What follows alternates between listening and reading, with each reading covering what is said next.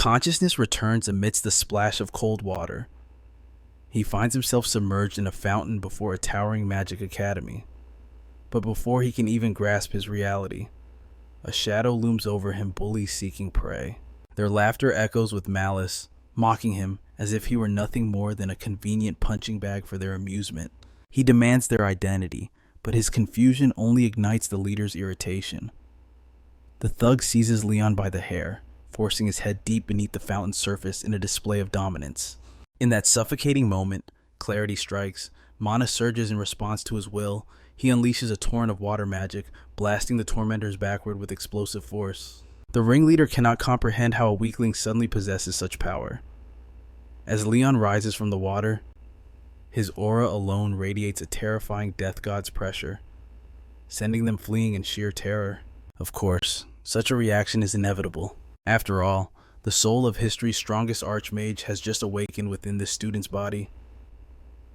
Leon Klein, a name once whispered with reverence across the era.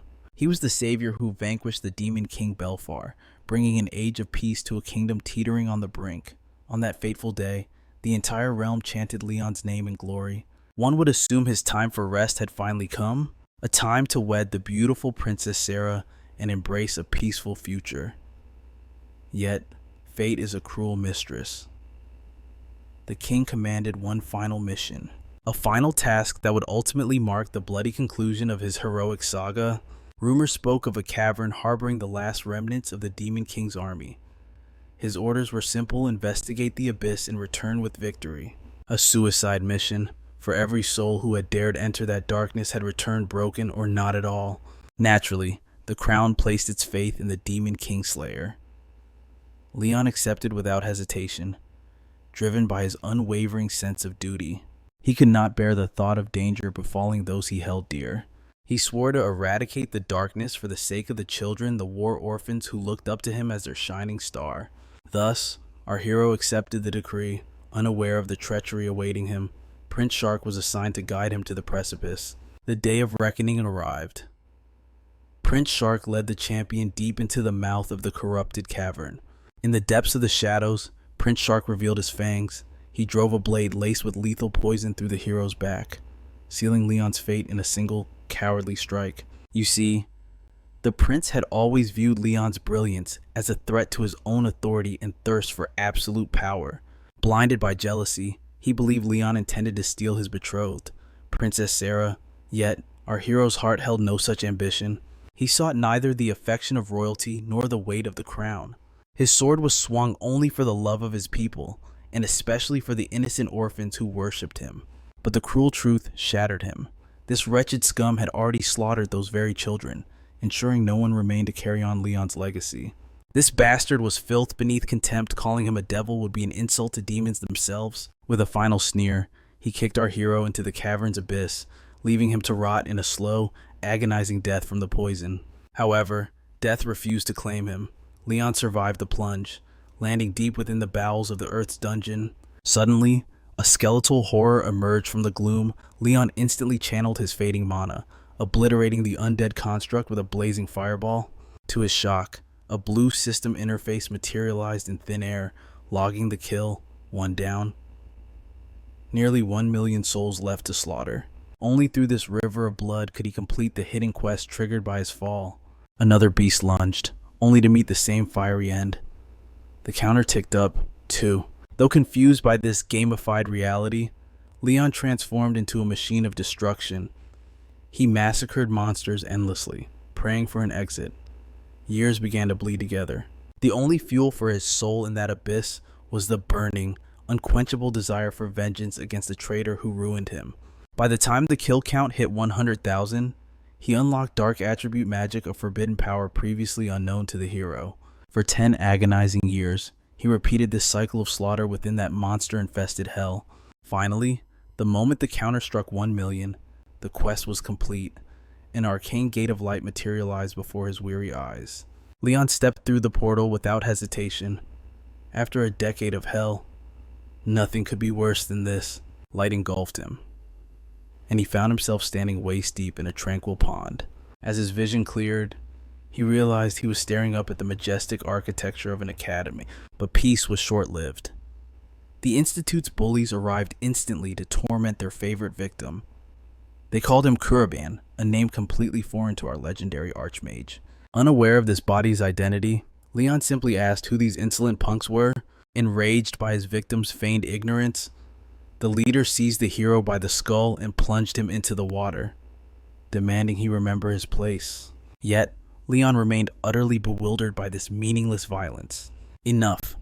He invoked the spell, Armor Flood, unleashing a shockwave that blew the trash away like dry leaves in a storm. The thugs couldn't comprehend how a coward had unleashed such overwhelming power. Sensing the shift in the food chain, they made the wise choice to flee before they were crushed completely. Just as Leon attempts to collect his scattered thoughts, a strange frequency pierces the silence. An ancient, arcane voice echoes, utterly bewildered by his prowess. To think he obliterated those fools while his magic was sealed? The eerie whisper beckons Leon into the shadows, where the voice finally takes shape, manifesting as a petite, mystical girl. Without warning, she leaps to embrace him. Leon freezes, his mind a whirlwind of confusion, demanding answers from this living doll. She straightens up and introduces herself formally. I am Luna, the divine messenger of the goddess. But then, the cruel truth drops. She is a guide for the departed. Leon actually died the moment he fell into that cavern's maw. This reality, it is a world far removed from the dimension he once dominated. In this body, he has reincarnated into a native boy named Kuraban. Leon stands silent, letting the weight of revelation settle. Finally, he asks the only question that matters. Why was I brought here? Answers are coming, but not through words. A massive dimensional gate tears open before their very eyes. To find the truth, he must cross the threshold.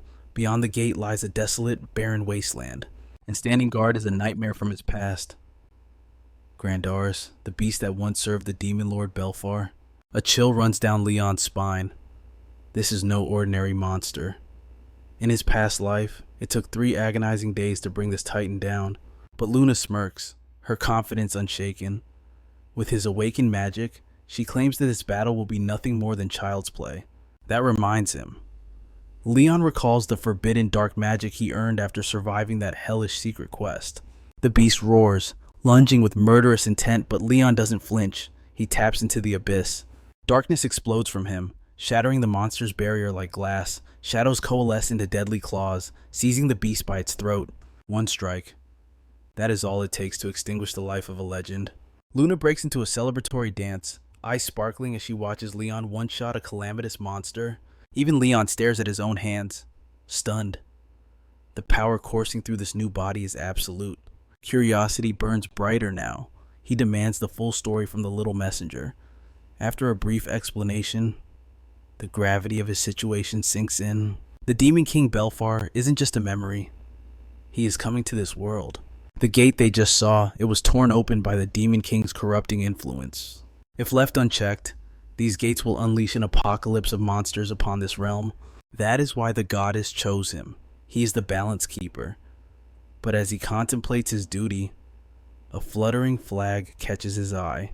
Recognition hits him like a physical blow. He knows that crest. It belongs to the traitor who pushed him to his death. If that crest is here, it means Prince Shark has crossed over as well. Pure, unadulterated rage floods his system. His fists clench until the knuckles turn white. The killing intent is so suffocating that Luna notices instantly. But sensing a presence, she vanishes into the ether to avoid detection. Footsteps approach. A female student steps into view. She sensed the mana fluctuation from the gate and came to investigate. Luna's voice rings in Leon's head via telepathy. Play dumb, do not reveal what you know. Leon masks his aura instantly, leaving the girl wondering if her sharp senses finally failed her. Her gaze lands on Leon. She recognizes him as the victim from the earlier altercation with the bullies. She bows her head, sincerely apologizing for the trouble those delinquents caused him. Leon waves it off, his demeanor calm. Raise your head. You have nothing to apologize for. She is righteous and noble.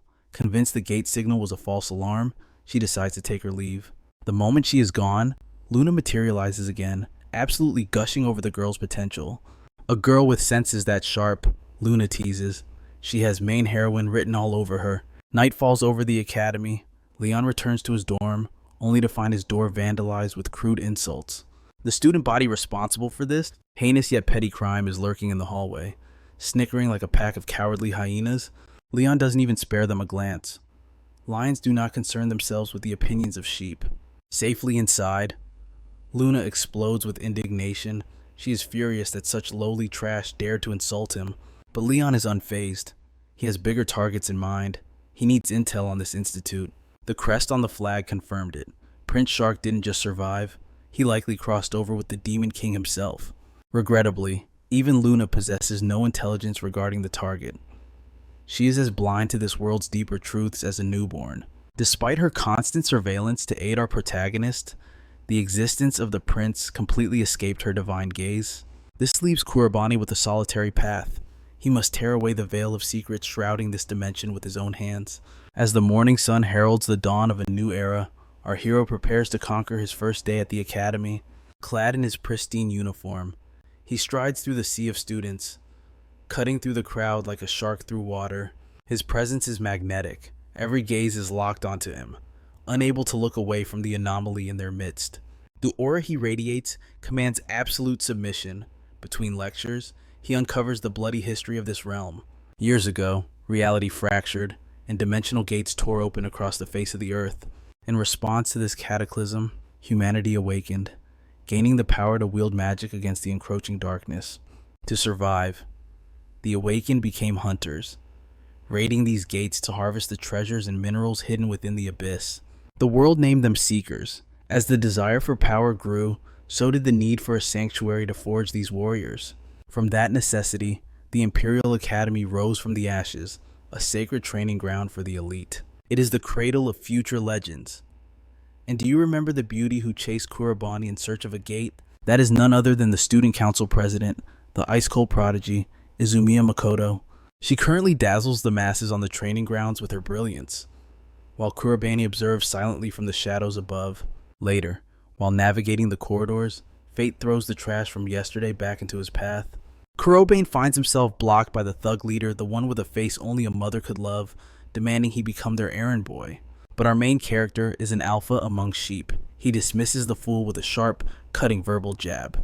The bully's patience snaps instantly, his ego still bruised and bleeding from their previous encounter. At that critical juncture, the high and mighty President Isumia steps onto the scene. Seeing the coward preparing a lethal spell against an unarmed student, she screams for him to halt his aggression. But her command falls on deaf ears. The bastard releases his magic, intent on destruction. Kuraban does not flinch. He awakens his dark attribute magic and simply devours the incoming projectile. The massive boulder evaporates into the void, leaving the attacker staring in dumbfounded horror. Having farmed enough aura for one encounter, Kuraban walks past the trash and the president without offering them a single glance. Returning to his dormitory, he finds a death threat pinned to his door, summoning him to the training grounds. Luna advises him to ignore the barking of a toothless dog. However, Kuraban decides to grant the fool's death wish, seeing it as a chance to permanently remove an obstacle. Sensing his resolve, Luna's spirit ignites, ready to witness the ensuing carnage. Under the cover of night, the predator enters the arena. The thug leader stands waiting, feigning honor by holding his minions back. He arrogantly believes he can teach our protagonist a lesson in pain. Conversely, Kuraban intends to imprint fear so deep into their souls that they will never dare meet his gaze again. True to his villainous nature, the thug cackles manically, believing he holds the upper hand. But our hero remains stone cold, challenging the clown to attack before he loses interest. The veneer of honor shatters immediately. The coward breaks his word and orders his entire gang to rush in. The mindless lackeys charge forward, sprinting headfirst into their own doom. The slimy leader smirks at his own treachery, but Kuraban's expression remains as tranquil as a stagnant lake. It matters not if it is 1 or 100. Ants are still ants before a dragon. With a casual flick of his wrist, he activates his dark magic, casting the technique Denial Mirror. The spell reverses reality itself, turning their own attacks back upon them in a devastating wave of force. The gang leader stands frozen, his jaw practically unhinged with shock.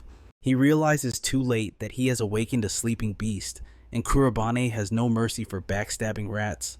The fool cannot comprehend the abyss he is staring into. In this realm, magic follows 4 laws: wind, water, fire, and earth, but the power Kuraban wields obeys none of these rules. The bully's mind shatters as he witnesses the useless student wielding a power that defies the very laws of nature. The arrogant fool realizes his mistake far too late. He dug his own grave the moment he called Kuraban useless. Rage burns in our protagonist's eyes like wildfire. He will not let this scumbag walk the earth until he learns his place. The thug thinks his pathetic fire magic is enough to save him. But reality crashes down instantly. Kurabani strikes from the shadows, knocking him unconscious with the terrifying power of the dark arts. He doesn't just defeat him, he devours him.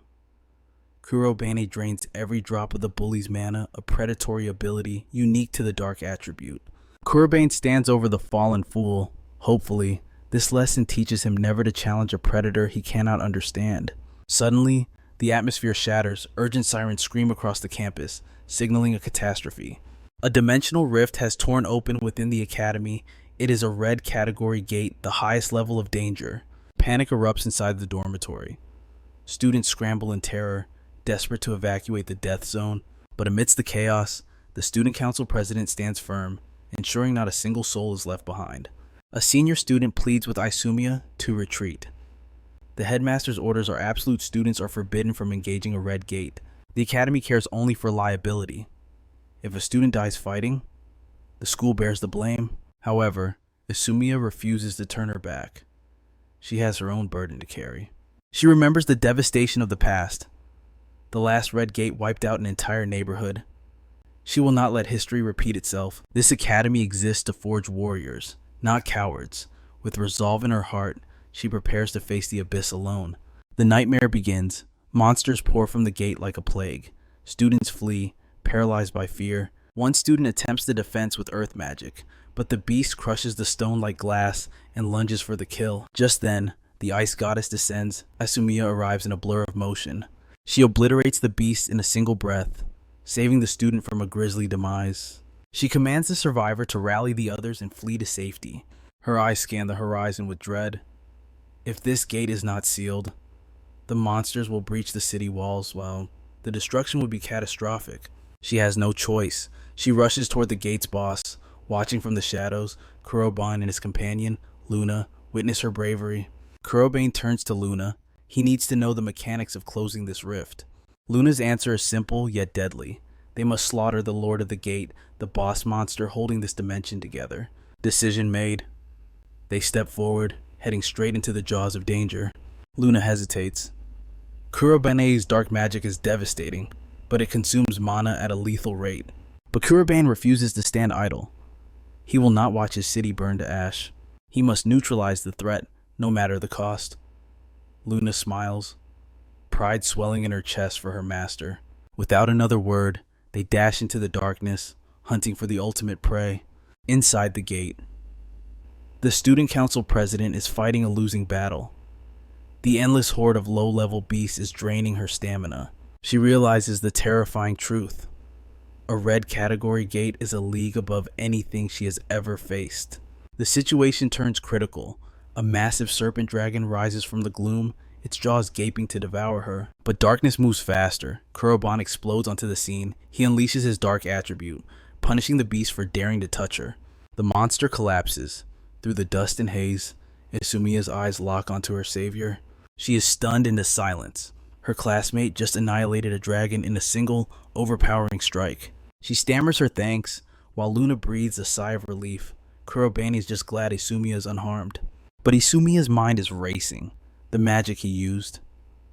It was ominous, terrifying, and completely unknown. Who is he really? Kurobane cuts through her thoughts. His voice is cold and focused. He reminds her of their mission. They are here to close the gate, not to chat. Isumia snaps back to reality. He is right. The mission comes first. Yet, she cannot reconcile this reality. The boy standing before her is Kuraban Oren. The records say he is the Academy's worst failure, dead last in the rankings, the weakest of the weak. But today, he moves like a god of war. His power defies all logic. Shaking off the confusion, they advance together to hunt the boss.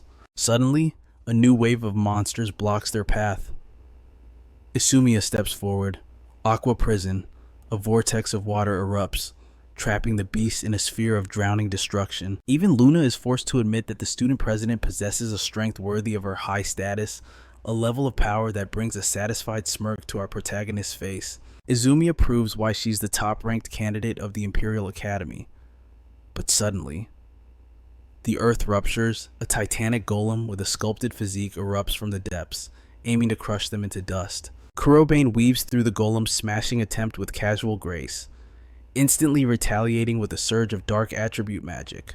He casts Blind Edge. A devastating beam of pitch-black energy tears through the air, obliterating the massive construct in a single heart-stopping blast. Isumia is left frozen in awe, watching the monster dissolve into nothingness. She realizes she is not looking at a mere student, but a man moving with the precision of a living legend. It is not simply the fact that he wields a unique form of magic, but the terrifying efficiency with which he chains each spell, displaying absolute perfection in his casting speed. It feels as though she is witnessing a veteran war mage, someone who has survived decades on the bloodiest battlefields, treating this fight like child's play. Undeterred, the duo presses forward to the heart of the dungeon. Kuraban warns the student president to steel herself as they step into the domain of the Gatemaster. Before them looms a majestic crimson terror, a dragon of breathtaking and lethal design. This beast is known as the Lava Dragon, a calamity recorded in the Academy's most ancient texts. Isumia recognizes the threat immediately.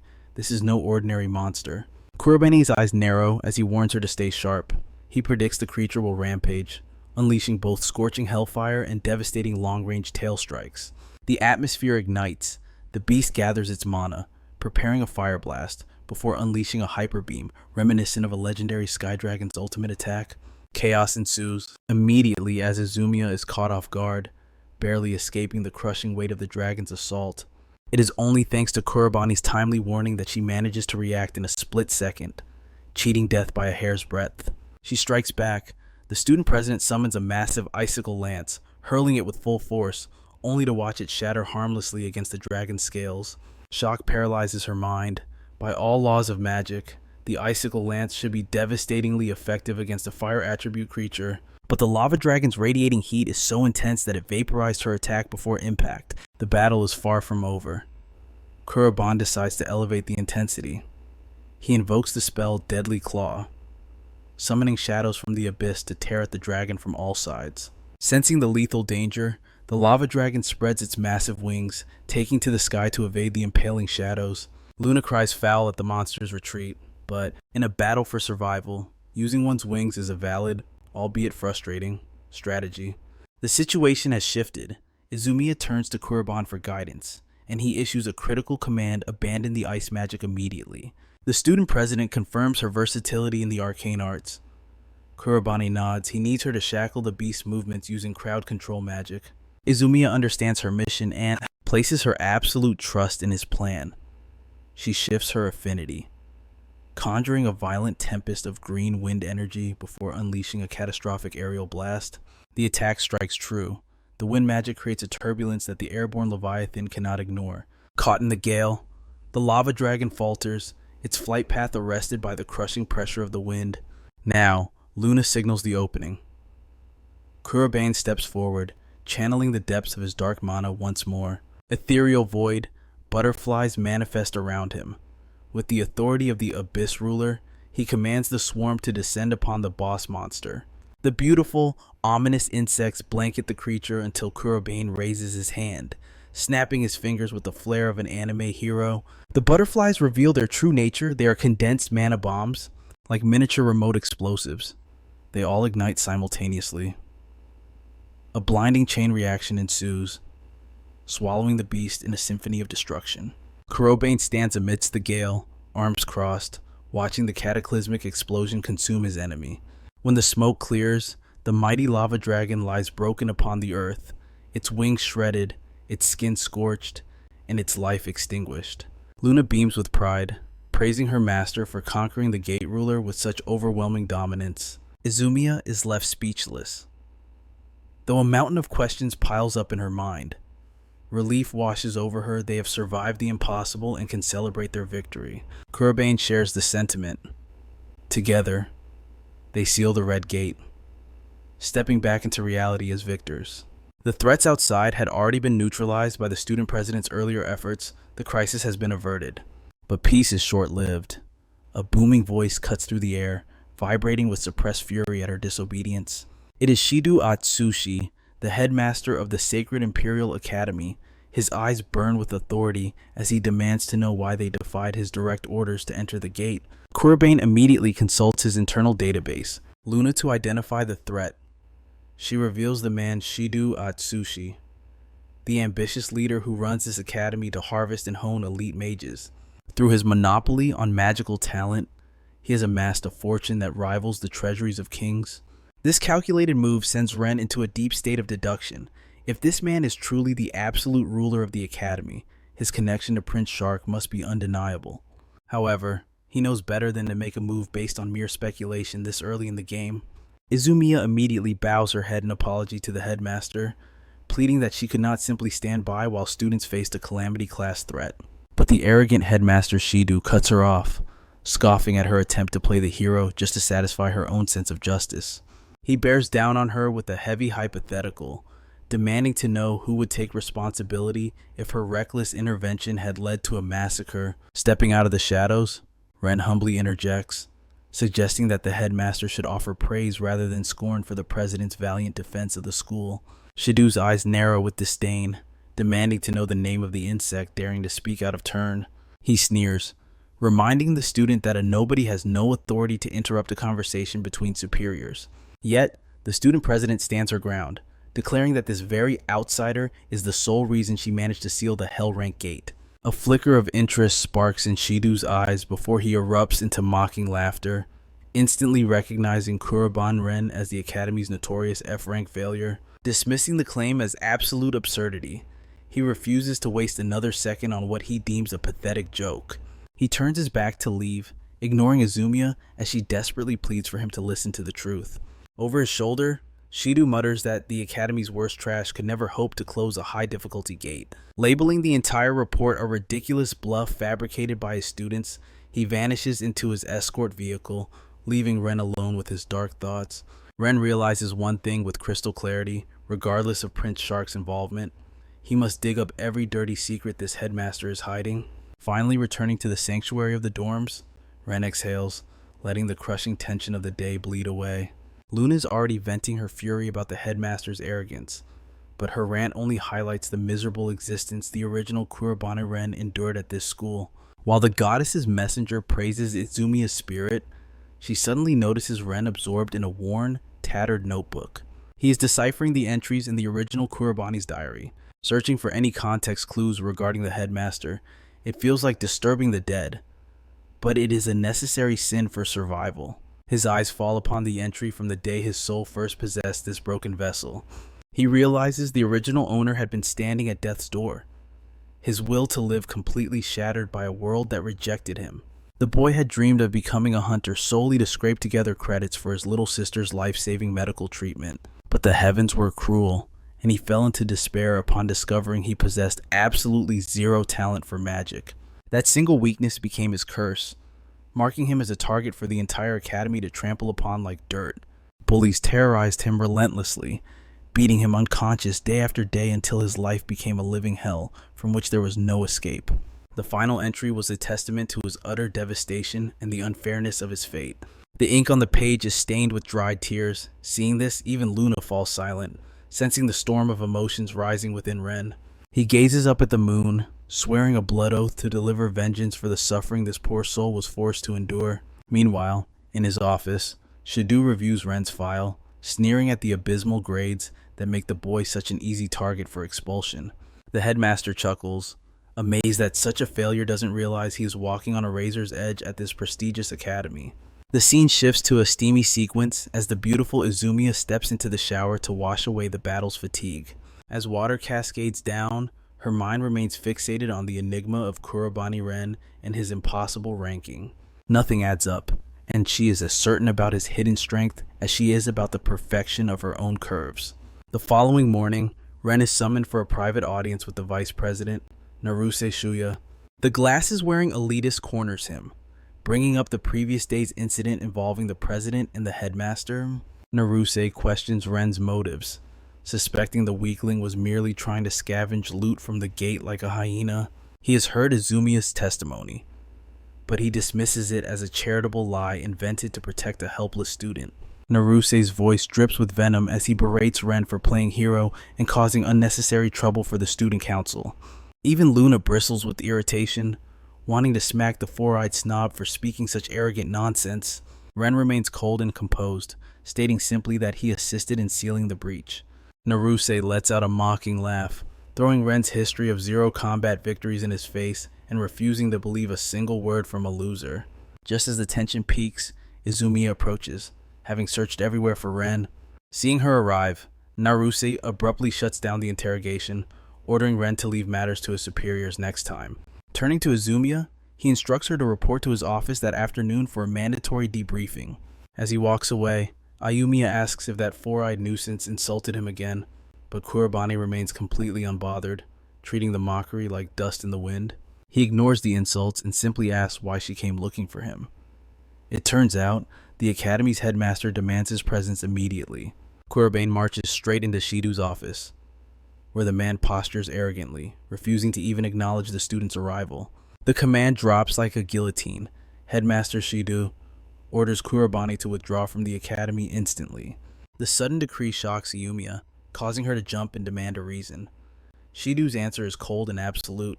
The boy has the lowest magic scores and hasn't secured a single victory since his arrival. In the headmaster's eyes, he possesses 0 talent, and the weak have no place in this sanctuary of power.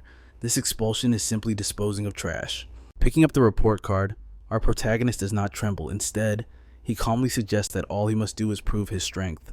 He knows the mock battles are piled up for the coming month and proposes a dangerous wager he will win every single match in exchange for the headmaster's cooperation. Shidu scoffs at the insulting offer, finding it ridiculous, until he checks the schedule and sees Kurabani is set to fight Naruse. To the headmaster, this pairing is effectively an immediate death sentence. Naruse is the second-ranked prodigy behind Ayumiya, so the headmaster agrees to the deal with a sinister grin, unsuspecting of Kurabani's true power. Kuraban is more than ready to wipe that smug arrogance off the man's face permanently. Back at the dorms that night, our boy strategizes with Luna. Earlier, the student council president had stopped him, begging him to retract his words. She revealed that his position was never actually in danger, as the academy never expels students merely for poor grades. This is entirely a personal vendetta. The headmaster holds a burning hatred specifically for him. The trap is set. If he loses the mock battles now, he will inevitably suffer the humiliation of expulsion. Even knowing his hidden skills, the president fears that challenging a monster like Naruse is far too dangerous. Kuraban simply looked at her and thanked her for the concern, but in his heart, he feels no fear regarding the condition. His resolve is steel. He has already decided to silence every doubter and crush the hate beneath his heel. Pondering the situation, Luna suggests that perhaps it would be better if Kurabani simply left this toxic academy behind, but our protagonist shakes his head. He must remain to personally monitor the treacherous Prince Shark. He strongly suspects a dark connection between the headmaster and the prince, even theorizing that Prince Shark might be spiritually possessing the headmaster. However, Luna strikes that theory down instantly. She possesses the ability to sense beings from the other world, and she confirms there is no possession taking place. With that possibility closed, Kurabani's strategy is clear: seal the incoming dimensional gates while hunting his 2 true targets, Demon King Belfar and Prince Shark. Strangely, the tiny messenger pouts at his determination, causing him to ask what weighs on her mind. She is overwhelmed by the heavy burden placed upon the great wizard Kurabane, even if it is a divine order from the goddess. Yet, despite the weight of the world, Kuraban feels only gratitude for this second chance. He has already tasted death in the void dimension. This is the perfect opportunity to exact vengeance on Shark, the one who caused his demise, and slay Belfar, the threat to this world's existence. He is content with the goddess's will, so he assures his little companion that she need not feel any sadness for him. His reassuring words are a light in the dark, making her beam with pride that a man of his caliber was chosen for this duty. With their hearts aligned, Kurabani decides to rest, gathering his strength for the battles to come. The little spirit shouts in excitement, demanding an absolute victory to show everyone who the real master is. Deep down, she desperately prays for all of Kuraban's wishes to become reality. The sun rises, and the arena awaits. His first opponent is another arrogant fool, grinning at the prospect of crushing the academy's worst student. The crowd in the stands jeers, rooting for the enemy and pitying Kuraban before the match even begins. But our boy is deaf to their mockery as the duel between mages commences. The opponent launches a violent wind strike, a beam of emerald energy. The moment it connects, Kuraban vanishes as if evaporated into thin air. The fool believes he is so powerful that he vaporized his enemy in a single blow. But reality crashes down when Kuraban materializes instantly behind him like a phantom. Having prepared an earth spell, Kuraban unleashes Rock Blast, hammering stones against his opponent's body with brutal force. By the time the dust settles, the enemy is crumpled on the ground in total defeat, pinning our boy as the victor of the first match. The overwhelming victory stuns the spectators into silence. Whispers spread like wildfire about the worst student annihilating a superior mage. Isumia beams with the pride of a devoted lover, while Naruse watches from the shadows, his face twisted in jealous rage. Luna observes keenly, noting that the master hasn't even unveiled his dark magic yet. These novices are simply beneath him. That is the terrifying might of a dimensional mage. She shivers with excitement as he dismantles the opposition without breaking a sweat. It is a total massacre. Kuraban crushes opponent after opponent with the same basic spells, breaking their wills before the fight even begins. His unstoppable winning streak sends shockwaves through the stadium. The headmaster clutches his chest, unable to believe his eyes. He cannot fathom how the Academy's designated failure is suddenly dominating the rankings like a king. A terrifying thought crosses his mind. Did this boy truly close the red gate number? Impossible. He forces the thought away, drowning in denial. A sharp knock echoes in the silence. Naruse stands at the door, answering the headmaster's urgent summons. Headmaster Shidu does not mince words. Naruse's next opponent in the mock battles will be the anomaly, Kuraban. But this is no ordinary spar. Shidu commands the vice president to unleash his full power. Mercy is not an option. He must not be careless for a single second. Naruse smirks, adjusting his glasses. He has already analyzed his prey. In every match, Kuraban has relied solely on earth magic. Even if the boy has talent, Naruse argues that his own technique is vastly superior. His arrogance settles the headmaster's frayed nerves. Hearing such unshakable confidence is music to Shidu's ears. The meeting concludes with a mutual understanding of destruction. As he leaves, Naruse sinks deep into thought. Why was the headmaster so on edge? Is there a hidden danger lurking within this F-rank student? He shakes off the doubt. His pride is a fortress that cannot be breached. Defeat is a concept he does not understand. But the crowd, they are already chanting the name of the Dark Horse. Every soul in the arena is witnessing the rise of a legend. He has done the impossible. He has turned mockery into worship and haters into loyal fanatics. The students whisper, wondering what kind of awakening he underwent. Kuraban remains calm, his eyes focused only on the path ahead. Isumia hands him water, whispering words of encouragement. Just one more win for his total freedom. Nearby, Naruse eavesdrops, his eyes narrowing behind his lenses. The moment has arrived. The announcer's voice booms across the arena, signaling the start of the main event. Kuraban versus Vice President Naruse. They step into the arena, their killing intent clashing violently in the center. The duel begins with the words Naruse sneers, warning the trash not to let a few lucky wins go to his head. Kuraban doesn't even flinch. His voice is ice cold. He is here for absolute victory, not conversation. Naruse believes his experience makes him invincible. But Kuraban looks at him like a dead man walking. The outcome is already written in stone. Naruse adjusts his glasses, mana flaring around him. He vows to make this insect regret his arrogance. The atmosphere is suffocating.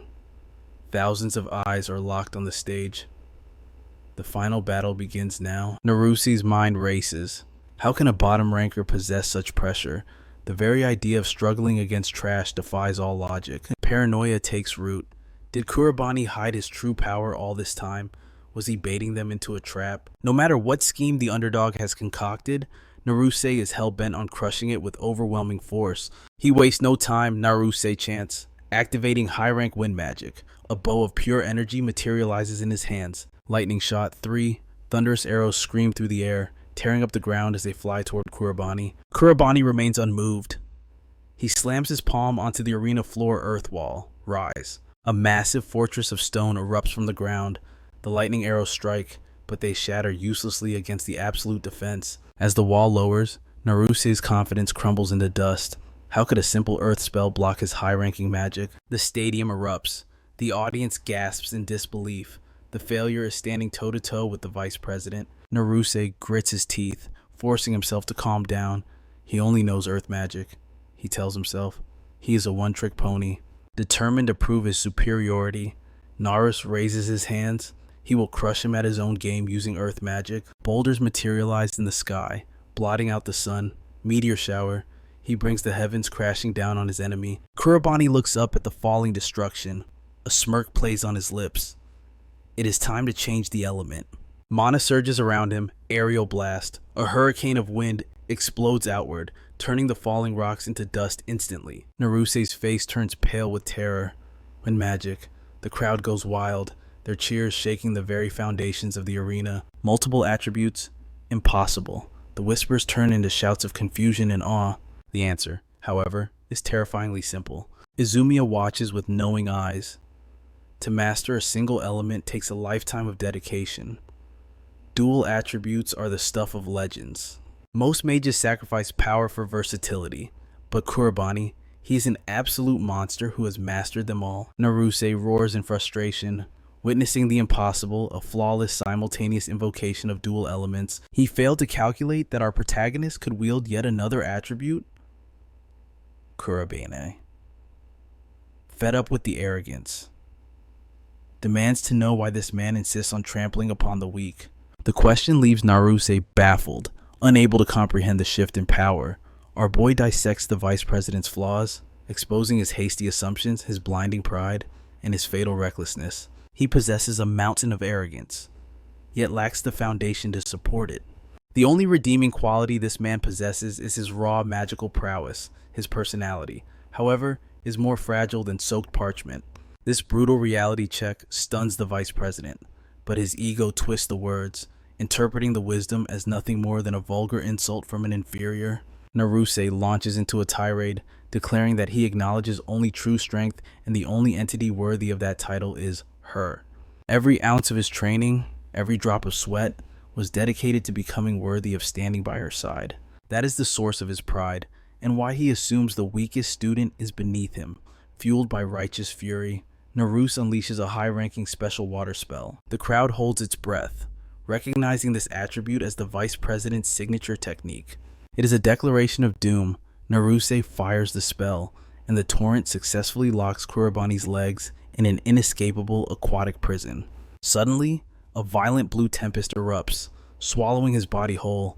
This is Cositus, Naruse's ultimate trump card, a spell of absolute freezing. The chill is so profound that neither wind nor earth magic can hope to defend against its biting frost. The vice president is certain of his victory, watching Kurabani sealed within a coffin of ice, motionless as a statue frozen in time. But he celebrated too soon. An inferno erupts from within the ice, baffling the four-eyed mage as the laws of magic are rewritten before his eyes. Cracks spiderweb across the glacial cage, signaling the shattering of Naruse's chances at victory. The ice explodes outward, obliterated by Kurabani's searing flames, a shocking revelation of a third attribute from the so-called weakest student. But Kurabani is far from finished. He intends to prove that his arsenal is limitless, gathering the scattered ice to form a colossal boulder above the arena. With a surge of overwhelming might, he crushes the construct, sending a deadly rain of razor-sharp fragments scattering across the battlefield. The shards rain down around Naruse, a wide-range bombardment executed with such terrifying precision that they merely graze him, dealing minimal damage but maximum fear. As the ice storm settles, the vice president falls to his knees, utterly defeated and stripped of all defenses. Kuraban towers over his fallen victim, leaving the broken elite with a single, piercing piece of advice for his path ahead. He tells Naruse that true strength will forever elude him as long as he remains obsessed with the past instead of looking toward the horizon. Yet, even with that mindset, some limits are absolute. It was the most polite, yet devastating, verbal destruction the Academy had ever witnessed. In the silence of the arena, Naruse whispers the question burning in everyone's mind, just who is this man? He attempts to lunge at Kuraban one last time, but the victor doesn't even spare him a glance as Naruse collapses into unconsciousness. The duel is over. Kuraban Ren is officially declared the victor, cementing his legend in the Academy's history. That same night, the headmaster paces in his office, royally enraged, unable to conceive how a bottom-tier student pulled 4 distinct attributes out of thin air. Izumiya's warnings flash through his mind, yet his pride forces him to deny the terrifying truth despite the evidence. Deciding to take matters into his own hands, he curses our boy, plotting the downfall of a mere child, and dials a shadowy contact to force an expulsion. Under the cover of night, while Luna sleeps soundly, our protagonist organizes his thoughts following his triumph in the arena. His victory has temporarily forced the headmaster to revoke the expulsion, but the war is far from over. He must strategize his next move carefully. Notes are already scribbled across his desk, detailing the 2 primary threats and the dark connections entangling the Academy. Although he wishes to interrogate the headmaster personally, the man has conveniently vanished on a personal business trip. This shifts his priority to the most dangerous variable on the board, the problematic dimensional gates. If he can seal them, he can begin to connect the dots leading back to the chaotic influence of Demon King Belfar. The great mage contemplates his first target as the scene transitions to the morning light filtering into the classroom. A new figure strides into the room, his presence instantly capturing our boy's sharp instincts. The man writes his name on the board, introducing himself as the new homeroom teacher. Hashiba acknowledges the suddenness of his arrival, flashing a smile that doesn't quite reach his eyes, asking the students for their cooperation. While the female students swoon over his looks, Kuraban narrows his eyes, sensing a dangerous undercurrent beneath the teacher's facade. Later, during the cafeteria break, the air buzzes with excitement as students dissect the epic mock battles. Kuraban's name is on everyone's lips. The students, in awe of how he utterly dominated the Academy's second strongest fighter, whispers circulate, wondering if this mysterious powerhouse could actually teach them the secrets of magic. Isumia approaches, sitting across from him with eyes full of admiration. Kuraban accepts her warm praise with humble grace. She continues to glorify his abilities, expressing her deepest gratitude for humbling Naruse and correcting his twisted path. Although the insults stung his pride, the bespectacled student forced himself to nod. He hated being looked down upon, but the truth was undeniable. Yet, Isumia could not simply forgive the headmaster's tyranny. The corrupt handling of the expulsion left a bitter taste in his mouth. Curiosity piqued. Kuraban probed into Shidu's past. Was the man always such a tyrant, or had something changed him? Shidu was once a revered seeker, a mage of high standing. But now whispers of an alliance with the shadows followed his every step. It confirmed Kuraban's darkest suspicions, but before he could act, breaking news shattered the peace. The gates were opening. Dimensional rifts tore open across the city. Fortunately, the heroes were there to hold back the tide of monsters. Yet, the warning sirens screamed a clear message. Civilians without mana must stay away or face certain death. In that chaos, Luna's warning echoed in Kuraban's mind. A gate left unchecked is a ticking time bomb. If the seal breaks, a legion of nightmares will flood the world. But Kuraban would never let that apocalyptic future come to pass. Not while he stood guard over this world. The great mage turned to Isumia with a grave request. His words were a whisper, a secret pact forged in the shadows. Darkness fell, and the real work began. Kuraban prowled the silent streets, sensing for the telltale energy of a rift. Luna floated beside him, eyes sparkling with admiration. He was a phantom, clearing gates before the world even knew they existed. Suddenly, reality tore apart before them. An emerald void swirled into existence, a category green gate. Kuraban stepped into the portal without a hint of fear. He scanned the alien landscape, his predator's instincts sharp. A dense forest greeted them, shrouded in a suffocating, unnatural fog. Luna trembled, warning him to watch his footing in the gloom. Moments later, a trail of monster corpses paved his path. He ventured deeper into the heart of the forest, death following in his wake. "It is too quiet," Luna whispered, but Kuraban felt it, a chilling, killing intent right behind her. In a blink, the spirit was snatched from the air, A shadowed limb dragged her into the darkness. She spun around, staring into the face of a living nightmare. A gargoyle-like demon opened its maw, ready to swallow her whole. Luna shrieked in terror, flailing against the beast's grip. "I am not food," she cried, struggling for her life. "Don't move," Kuraban commanded, his voice ice cold. He raised a hand, summoning the dark arts. Violet claws burst from the trees, striking with the speed of a viper. The gargoyle tried to flee, but there was no escape from Kurabani's wrath.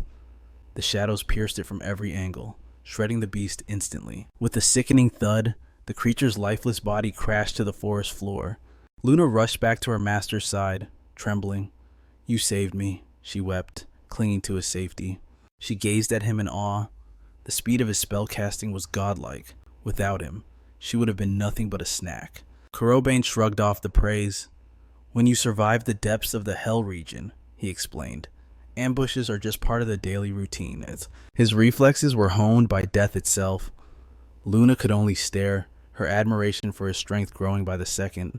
With the boss defeated, the gate's energy began to fade, and another mission successfully completed. Kuraban stepped out, satisfied with the clear. But suddenly killing intent spiked. Sharp earthen spears launched at him from the shadows. He twisted in midair, dodging the lethal barrage, his eyes narrowed, scanning the rooftops for the rat who dared to strike him. There, a figure stood perched atop a nearby building. The stranger looked down, a smirk of impressed amusement playing on his lips. It was Hashiba, his new teacher. But the man standing there was no educator. He radiated the cold, deadly aura of a master assassin. Yet, to Kuraban, this man was a stranger, and a stranger attacking with such lethal intent could only be one thing: an enemy. "Luna, hide," Kuraban barked. His instincts screamed danger. This was no mindless monster, but a seasoned warrior. As the spirit fled to safety, Kuraban faced his attacker. "Who are you?" he demanded, magic crackling around him.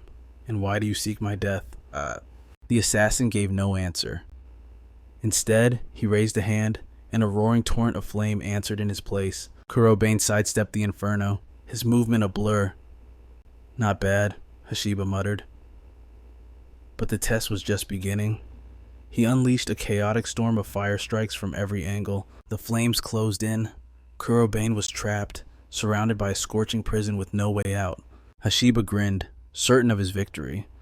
But he had made one critical miscalculation.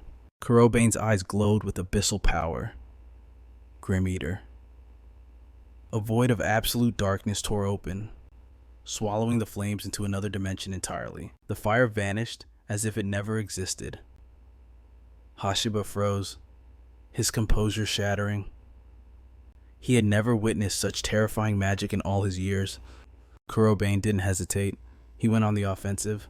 "Deadly Claw," he roared, unleashing the darkness once more. Shadowy spikes erupted like volcanic glass.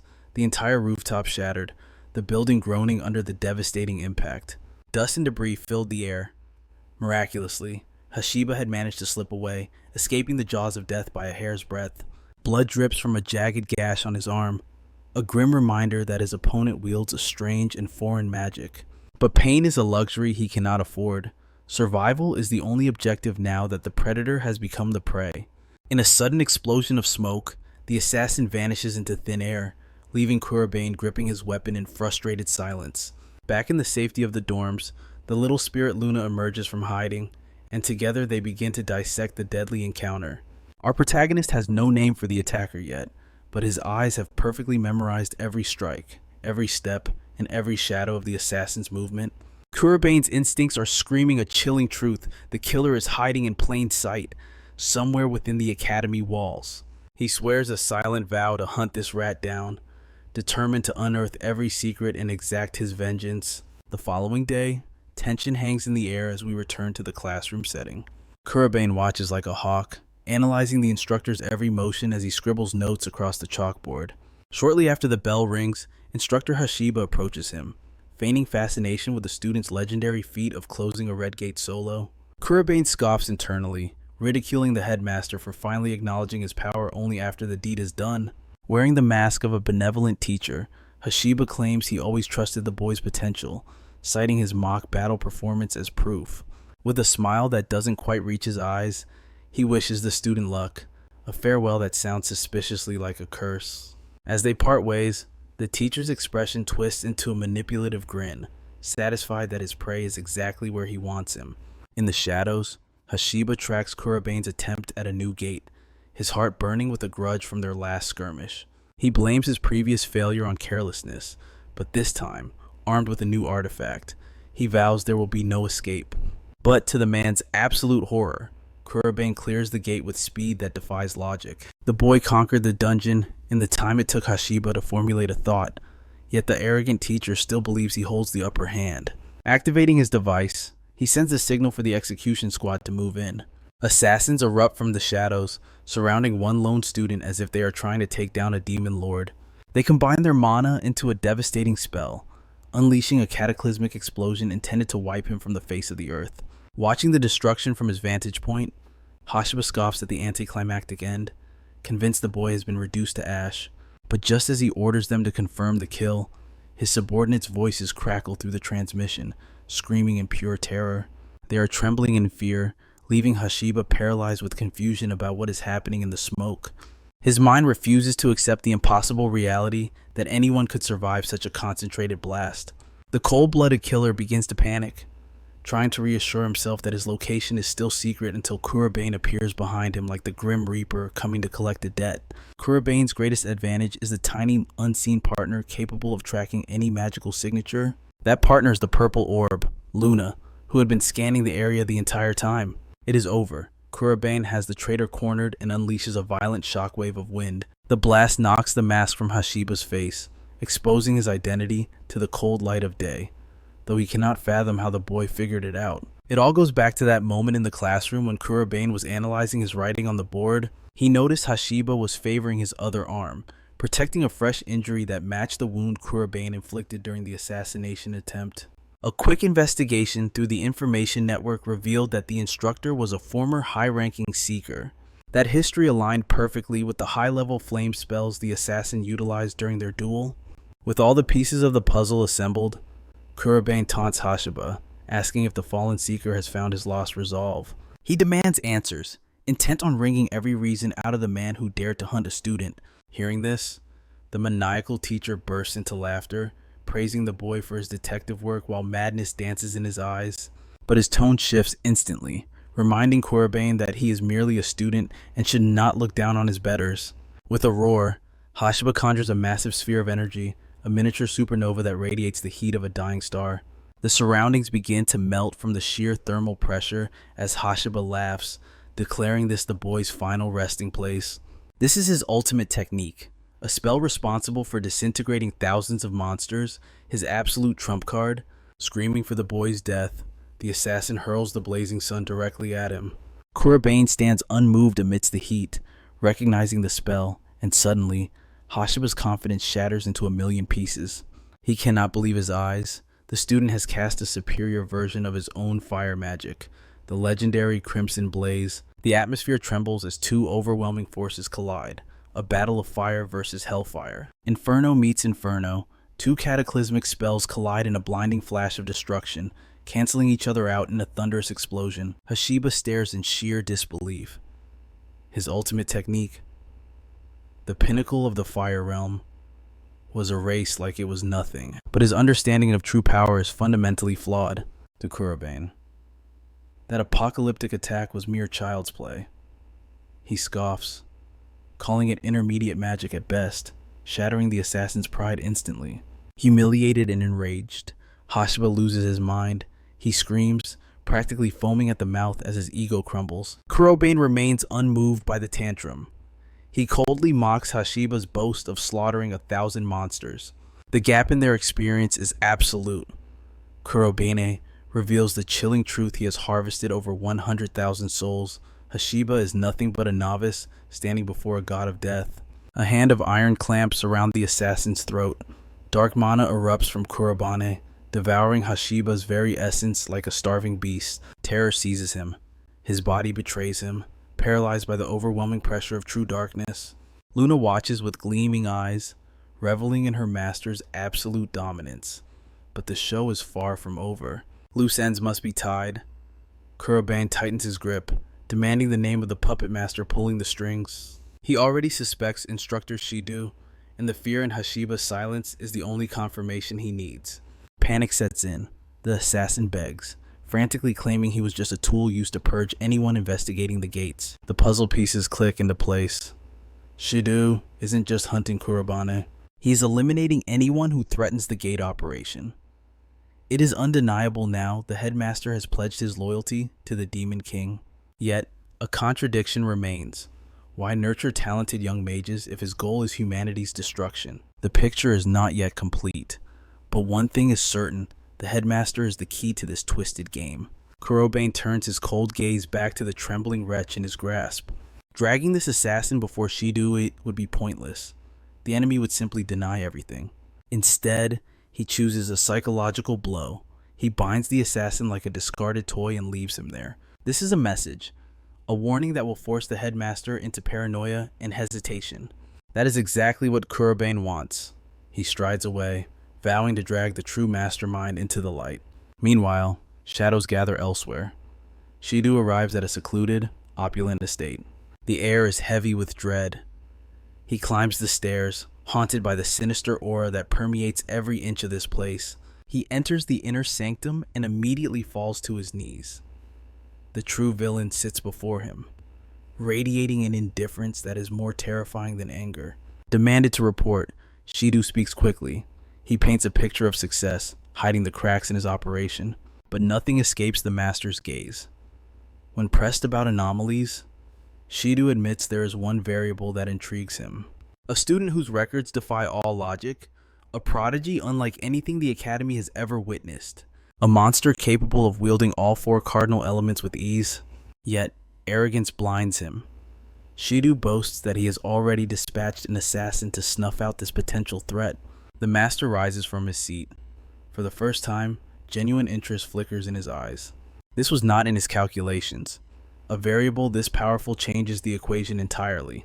If this boy possesses such overwhelming might, he is not merely a nuisance.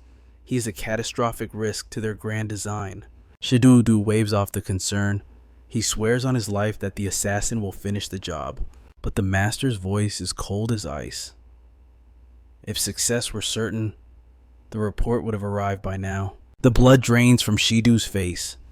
He scrambles for his phone, desperate to prove his competence. But miles away, his elite killer lies bound and broken. The phone rings into the void. The silence is deafening. It is the undeniable proof that the boy has outmaneuvered them completely. The master declares it instantly mission failed. Shidu grinds his teeth in frustration. He underestimated Kuraban. Seeing his subordinate cornered, the master offers a ruthless solution. If the target is too strong to break directly, then they must strike at his heart. His friends will become the bait. A twisted smile spreads across the headmaster's face. He catches the ring tossed by his master, understanding the dark purpose behind it. It is reckless to accelerate the plan, but the need for combat data outweighs the risk. Shidu grins like a demon. The students were gathered for this very purpose. The time for the true experiment has finally begun. The shadowy leader watches the chaos with twisted amusement. This sudden twist has piqued his dark curiosity. Riding high on this malevolent wave, he ponders unleashing a true nightmare of Black Gate. Remember, humanity trembles before red gates. A Black Gate is a catastrophe beyond imagination. The very next day brought a suspicious summons. Kuraban was called to the office for a little chat. The atmosphere was thick with tension, yet Shidu bowed his head, apologizing for his past arrogance. He admitted he had underestimated the student's power. Shidu knew this sudden change of heart seemed suspicious, but he claimed his eyes were finally open. He now recognized Kuraban's true potential and offered the respect due to the strong. Stepping closer, the headmaster lowered his voice. He revealed a disturbing truth. The frequency of gates was skyrocketing. A crisis demanded action. He ordered Kuraban to join forces with Student President Isumia to seal the breaches. Kuraban analyzed the request instantly. Their mission was clear patrol the high-danger zones where the dimensional fabric was weak. Delighted by his sharp instincts, the headmaster offered a hand. He wore the mask of a benevolent mentor perfectly. Kuraban played along, gripping the hand. But make no mistake, he was no naive hero. He saw right through the treachery. While the snake smiled, the dragon sharpened his claws. In that brief contact, a trap was sprung. Kuraban silently injected a trace of dark magic into his enemy. Later, he regrouped with Isumia to reveal the board. He exposed the Headmaster's secret order to have Hashiba assassinate him. The Headmaster was still in the dark about being exposed, but Kuraban had already deciphered Shidu's ultimate endgame. Shocked, the student president couldn't understand. Why accept a mission from a man trying to kill you? It seemed like madness. Kuraban's eyes remained cold. The gates were a real threat that had to be crushed. Besides, he had a countermeasure ready. He intended to walk this path of fire alone, but Isumia raised her voice, refusing to be left behind. Danger would not silence her resolve. She vowed to stand by her comrade, no matter the peril. Even Luna recognized that burning determination. There was no stopping a will that strong. Kuraban finally nodded. Under the cloak of night, the hunt began. They patrolled the silence. Strangely, the mana in the air was calm. No gates were manifesting. In the quiet before the storm, Kuraban broke the silence. He asked if the horrors of the gates truly frightened her. Isumia didn't hide her trembling heart. Fear was always there, but her duty to protect the innocent burned brighter. That solemn vow was the very reason she walked the path of the wizard. Her justice mirrored the legends of old. It was the same spirit held by the great wizard of the past, the exact words spoken before the legendary crusade against the Demon King. Her professional mask slipped, revealing a soft blush. She confessed that as long as she stood by his side, her strength was infinite.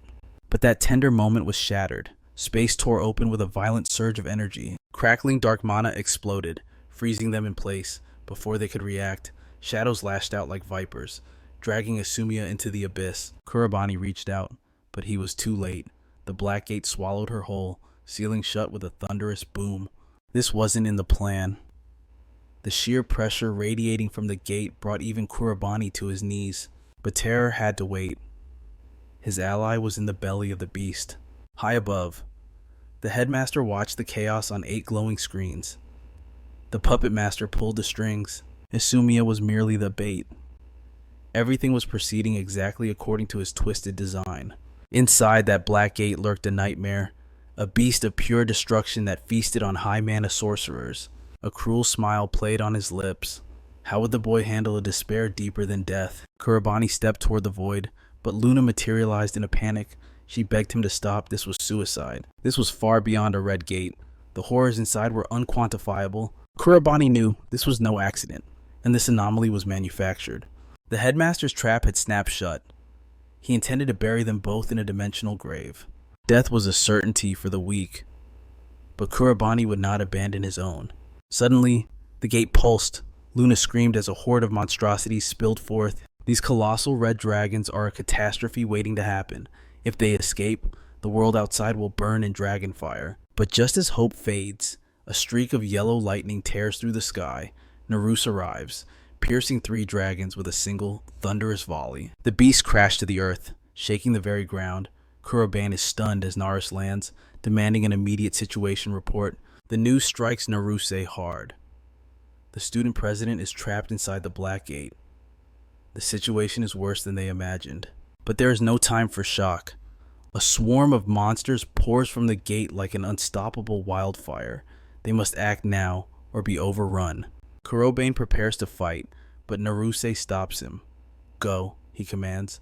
I will hold the line here. You are the only one who can handle what lies within. It is a desperate gamble, but their only option. Trusting his vice president, Kuraban dashes forward, diving straight into the abyss of the gate. Naruse grits his teeth in frustration. It stings his pride that he isn't strong enough to save her himself. Yet, he knows the truth. Only Kuraban has the power to bring her back. He entrusts everything to the boy disappearing into the darkness. Naruse turns to the encroaching horde, lightning crackling around him. I am your opponent now, he roars. He unleashes a storm of arrows, holding the line with his life. Meanwhile, inside the black gate, reality twists. It is a desolate wasteland, a ruined world stripped of all life and color. Kuraban issues a command to his familiar. Ahead lies a familiar nightmare.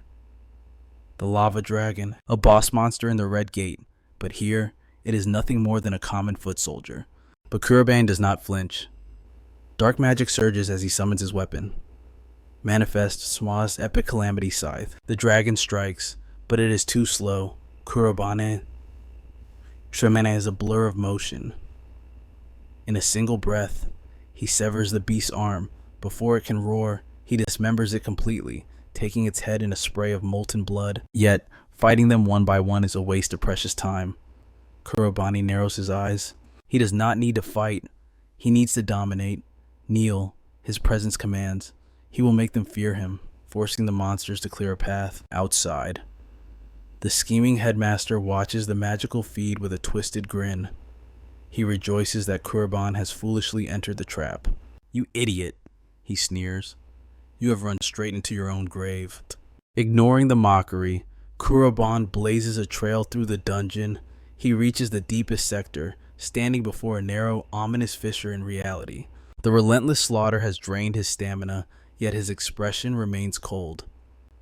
Kuraban is unfazed. Compared to the horrors of the hell floor he once endured, this level of exhaustion is merely a warm-up. His unshakable calm reassures Luna. There is only one objective remaining: rescue Izumi and obliterate this dungeon. And where is the student president? She is bound tight, ensnared by writhing tentacles.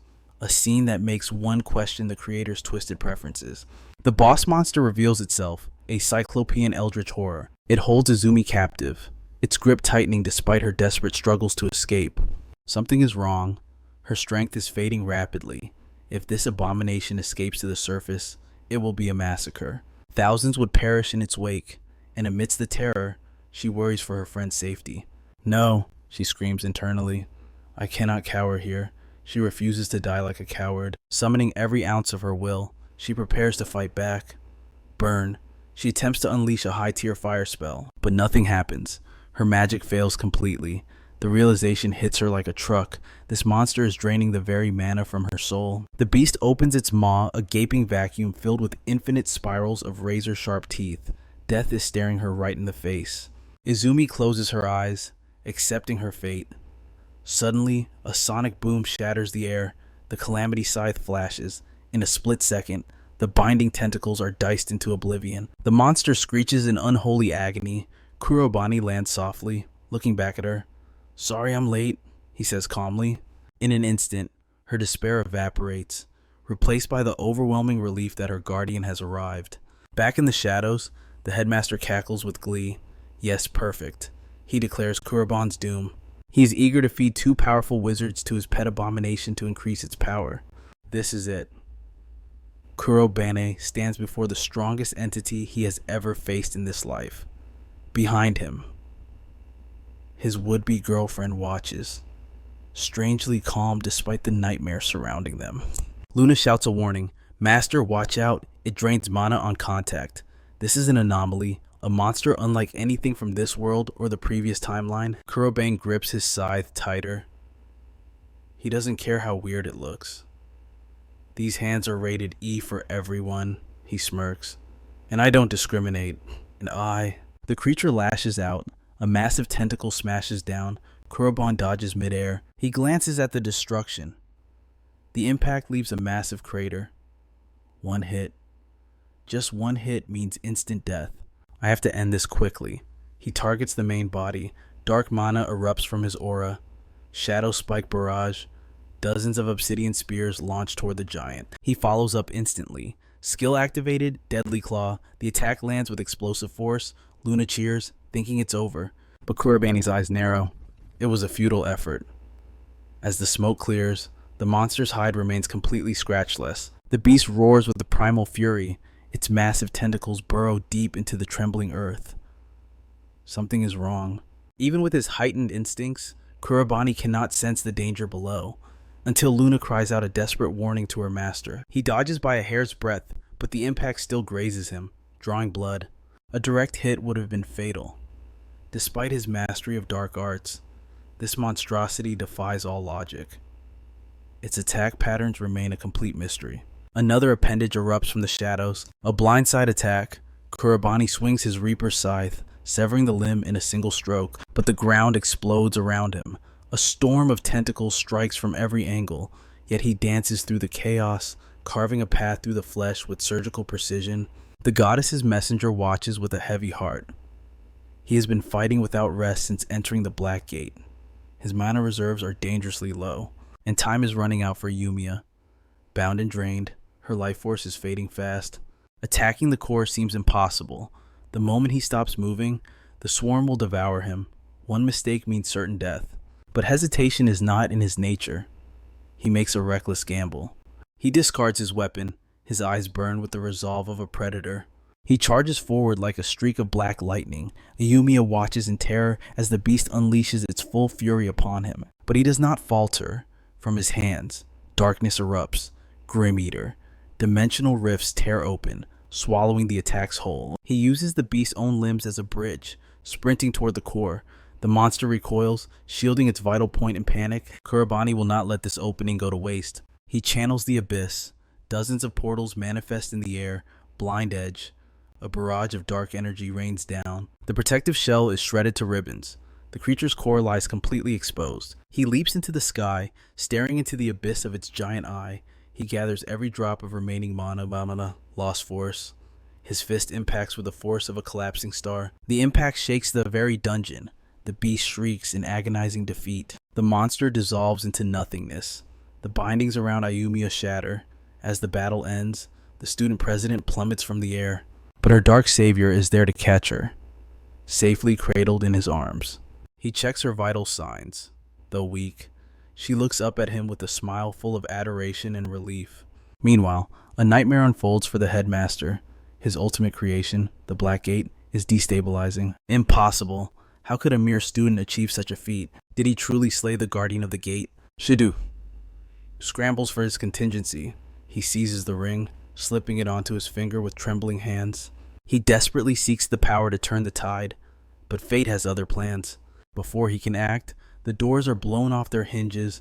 Kurabani enters like the Reaper himself. The Headmaster made a fatal error touching Isumia. He towers over the trembling administrator. Shidu stammers, unable to comprehend how he traversed the distance. Kurabani looks down at him like filth that needs to be cleansed. How? Shidu gasps. The answer is simple. Kurabani placed a spatial marker on the Headmaster long ago. The blood drains from the principal's face. He recalls a fleeting shadow from their earlier encounter. A curse he failed to notice. A cold sweat breaks out. This is magic beyond anything taught in the academy. He tries to compose himself, dismissing Kurabani as an arrogant child. But his bravado shatters in an instant. The student's aura suffocates the room. Kurabani demands the truth. Did you summon the Black Gate? Do not insult me with lies, he warns. I see the forbidden artifacts behind you. Confess, and make it quick. He questions the very existence of the academy. Why train wizards only to lead them to slaughter? Silence hangs in the air. Then, a twisted grin spreads across Shidu's face. Livestock, he whispers. Kurabani listens in disgust as the truth is revealed. The academy was never a school. It was a farm. The students were raised to feed the horrors beyond the gate. Yes, Shidu declares with pride. I opened the gate. He sought power through submission. By sacrificing humanity, he hoped to rule as a king among the ashes. Kuraban hears everything, but rage simmers beneath his calm exterior. He cannot forget that in this master's cruel ambition, the man was willing to sacrifice the innocent Isumia. To him, Shidu is nothing more than filth crawling across the earth. But what truly ignites his fury is the complete lack of remorse in the man's eyes. The villain stands there, drowning in arrogance and pride.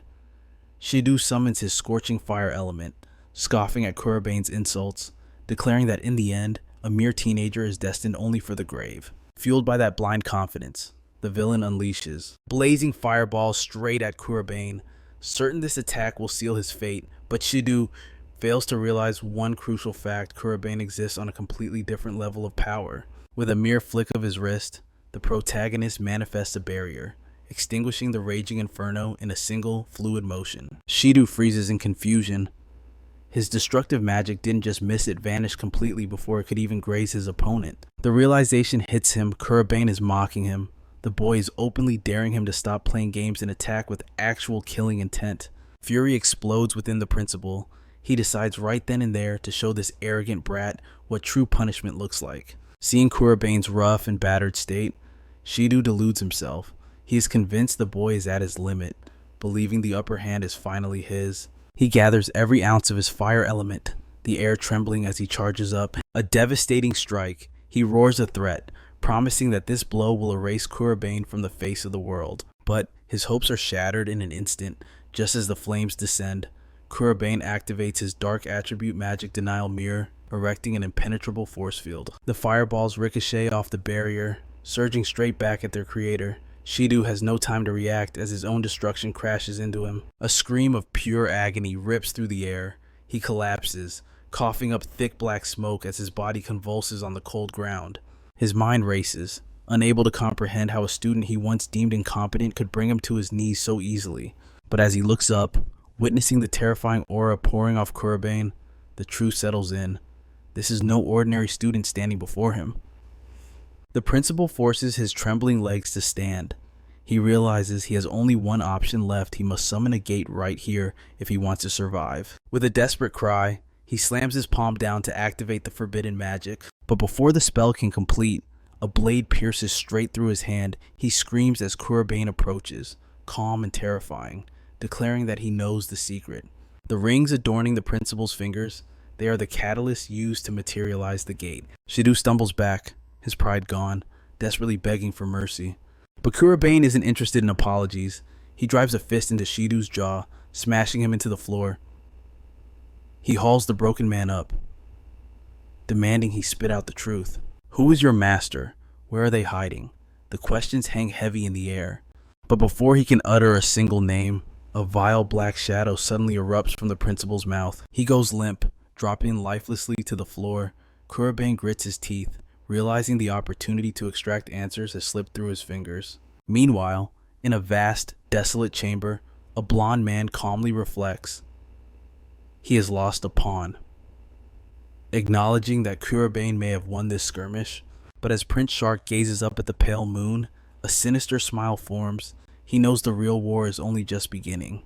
The next day, Kuraban meets Isumia on the rooftop, his eyes fixed with hatred on the school flag fluttering above. He reveals the aftermath. Shidu survived, but upon waking, his memories were completely wiped clean. The authorities have taken him into custody, yet the dark truth lurking in the shadows remains unchanged. Gates continue to tear open across the land, proving that Shidu was merely a small cog in a massive conspiracy. It aligns perfectly with Kuraban's theory. There is zero doubt in his mind Prince Shark is pulling the strings. A whisper echoes in his instincts, warning him to stay sharp. The drums of war are beating louder by the second. Kuraban accepts the challenge. In the silence of his heart, he swears to hunt Shark down and utterly destroy him, no matter the cost. Later that night, as Kuraban drifts into slumber, fragments of his past life come crashing back like a tidal wave. He relives the glory of defeating the Lion King, returning to the orphanage as a victorious hero, promising the bright-eyed children that he would teach them the ways of magic. He recalls the pride he once felt fighting side by side with Prince Shark. But that memory twists into a nightmare of brutal betrayal, leading to the slaughter of everyone he ever held dear. The horror becomes unbearable. Kuraban jolts awake, gasping for air, his heart pounding against his ribs. As his breathing steadies, he notices the morning sun filtering through the window, chasing away the shadows of the night. He knows Shidu has been removed from the board, but the puppet master still lurks unseen. A heavy unease settles in his soul as he glares at the school flag. He can feel it. Shark is out there, watching, waiting. Kuraban knows the prince is waiting for him to make a mistake, and he quietly vows that when their paths finally cross, he will claim his vengeance even if he has to burn the world down to get it.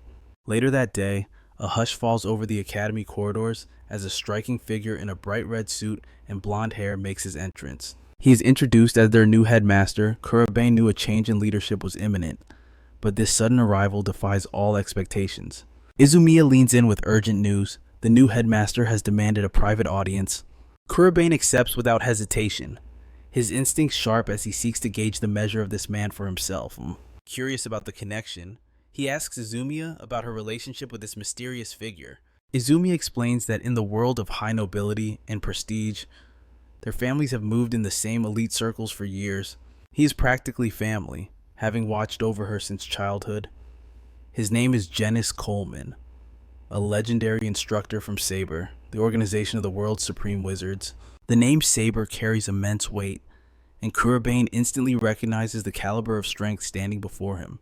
He realizes this man is a monster among men. Isumia adds that Genis is a veteran who has sealed so many gates that history has lost count. Even Luna speaks up within his mind, urging him to seize this chance and judge the newcomer's true nature in person.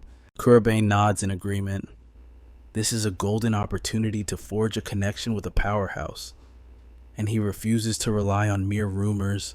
He is determined to look the man in the eye and decide for himself. Kuraban and Izumia arrive at the principal's office, where Genis welcomes them with an aura of radiating warmth. He recognizes Kuraban immediately. Genis' smile is so blindingly bright, it feels as if the sun itself has descended into the room. However, the enthusiasm is almost suffocating. Kuraban feels a drop of sweat roll down his temple, and even Luna is taken aback by this overwhelming energy.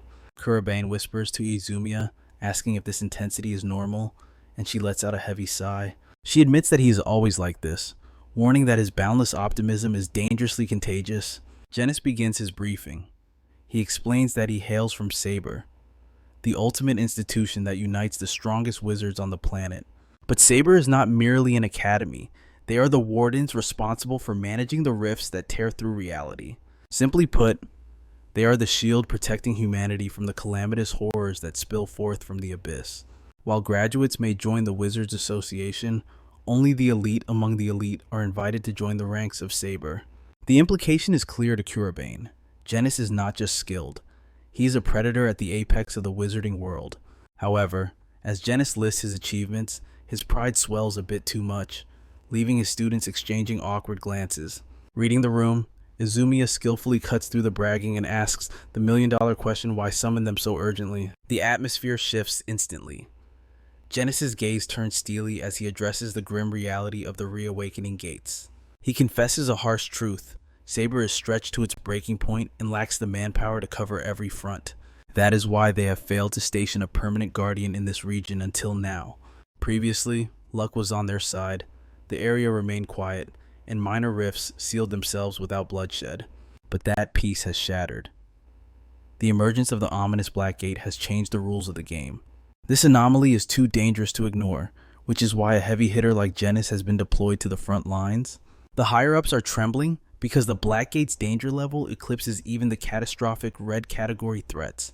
If the seal breaks, it will not be a battle. It will be a massacre where thousands of innocent souls are extinguished in a heartbeat. Genis emphasizes that vigilance is their only survival strategy. They must watch the horizon for the slightest ripple in space-time. But one man cannot be everywhere at once. And this is where Kuraban enters the picture. To stem the rising tide of chaos, Genis formally requests their aid, believing they possess the power to stand against the abyss.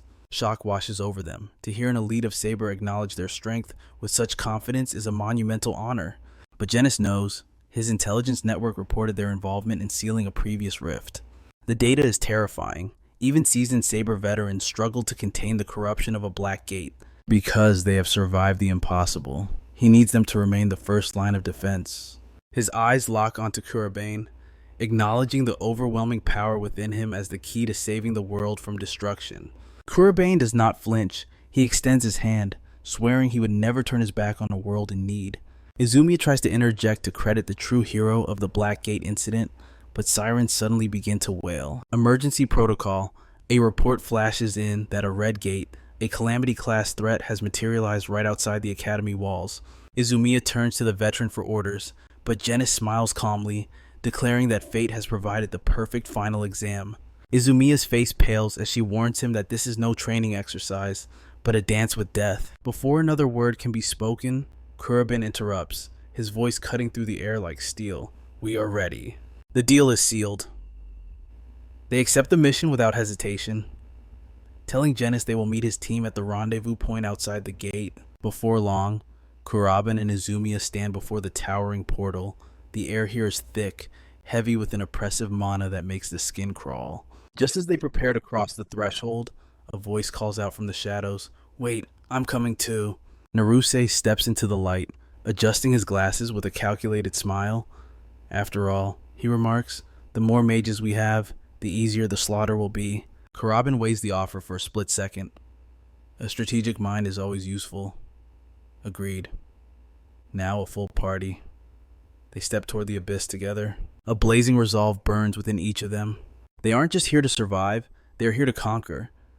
It is time to show the world the terrifying extent of their true power. Watching from the side, Luna feels a warmth in her chest. Finally, Kuraban isn't walking into the jaws of death alone. Kuraban recalls the Headmaster's challenge, "Show me your strength." He wants to see if they can crush this dungeon as a unit. The words echo memories of his past life, a world of blood and betrayal where he learned a hard truth. Trust is the only weapon that never breaks. And looking at Isumia and Naruse, he sees that same potential, a bond forged in battle. The solitary wolf is gone. He understands the value of a party once more. With hearts aligned, the trio charges straight into the gate. They rush toward the dungeon's core, but the enemy is waiting.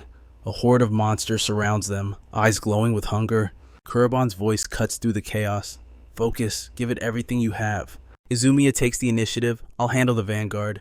She steps forward, locking eyes with a ferocious wolf-type beast. Icicle Lance. She unleashes a barrage of frozen death, piercing the beast, but one wolf shatters her defense and lunges for her throat. In a split second, Kuraban moves. Dark magic erupts with a single, fluid motion. He slashes the beast cleanly in two. But the danger isn't over. While Kuraban engages the wolves, a massive stone golem rises from his blind spot. Sensing the crushing weight behind him, Kuraban roars, "Naruse now." The glasses-wearing mage reacts instantly. Lightning shot, a bolt of pure electricity slams into the golem's eyes, blinding it and halting its devastating smash. Above you, Luna screams, pulling Kuraban's attention to a swarm of vampiric bats diving from the ceiling.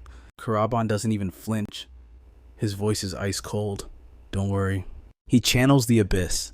Dark attribute magic, raging blast.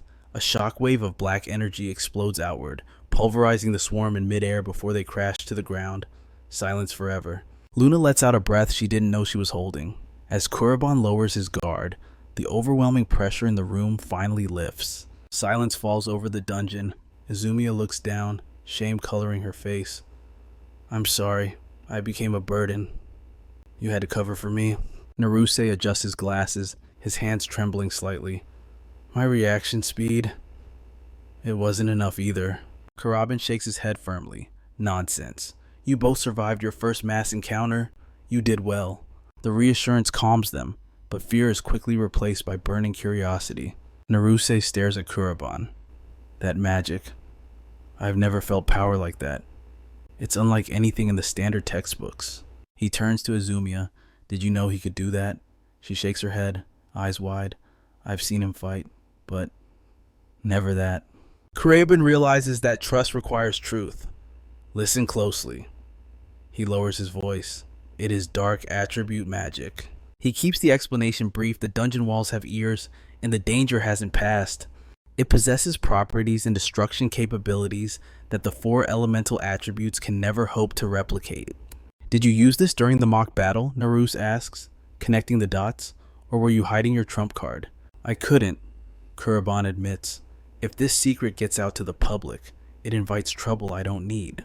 His expression hardens. "But that doesn't matter now. The boss is waiting."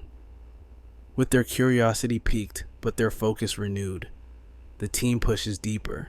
As they walk, Isumia watches his back. Her mind is racing. That control, that terrifying precision, it speaks of hellish training.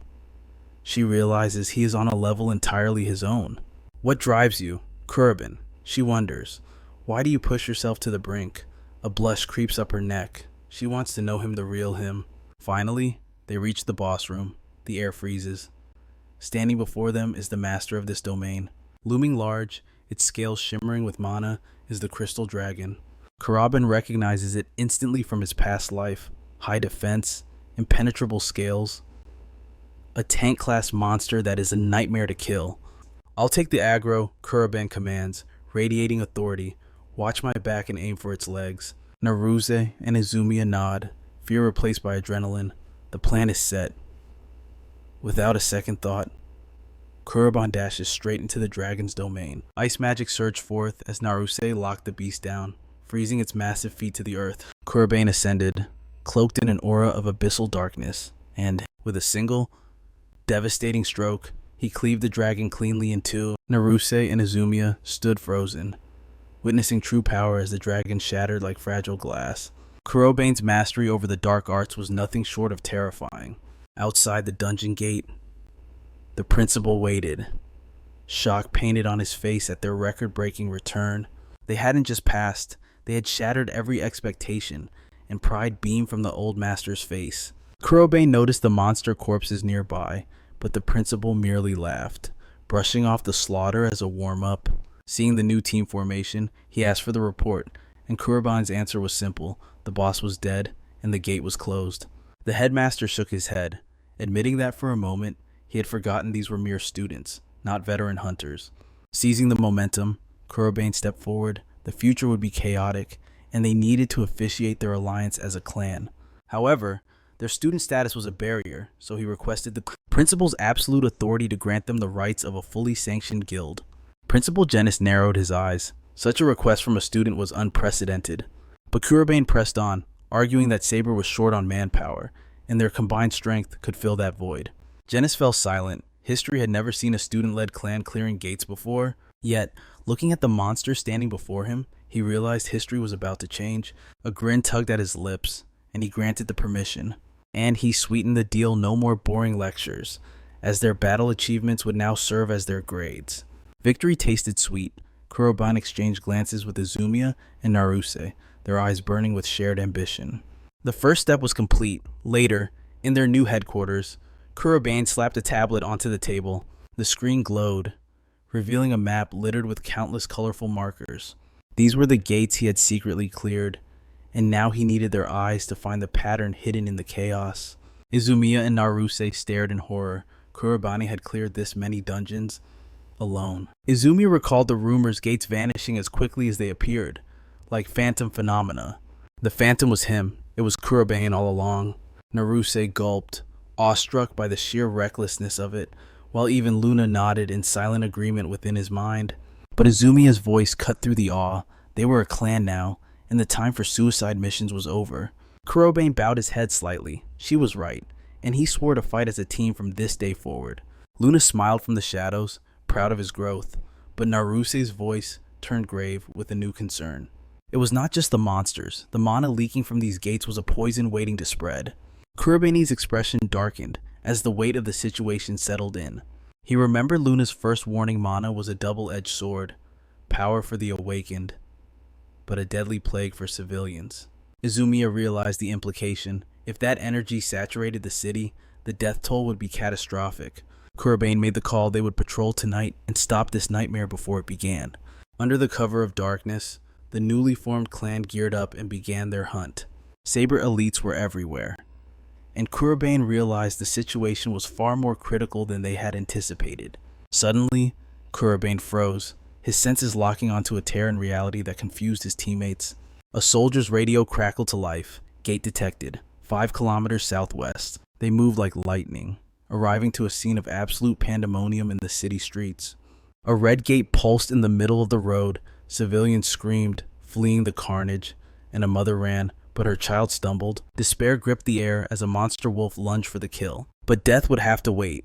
Kuraban descended, his dark claw severing the beast's head in a split second. He ignored the mother's tearful thanks, his eyes scanning them for injuries with cold efficiency.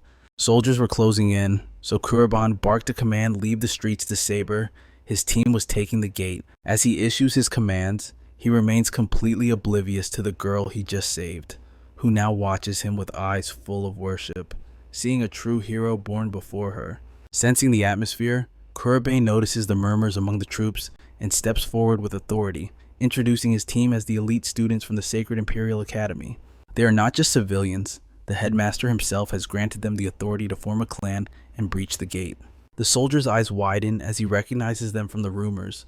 The headmaster had already warned them that these prodigies would arrive. Kuraban senses the heavy tension in the air and demands a situation report.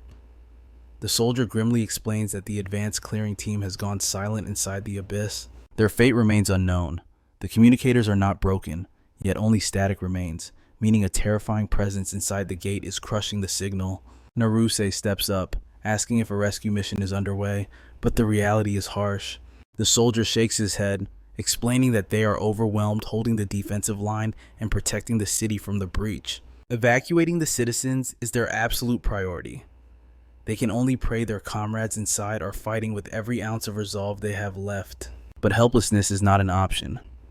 Kuraban and his team realize the mantle of responsibility has fallen upon their shoulders. He commands the soldiers to hold the line while his team dives into the danger.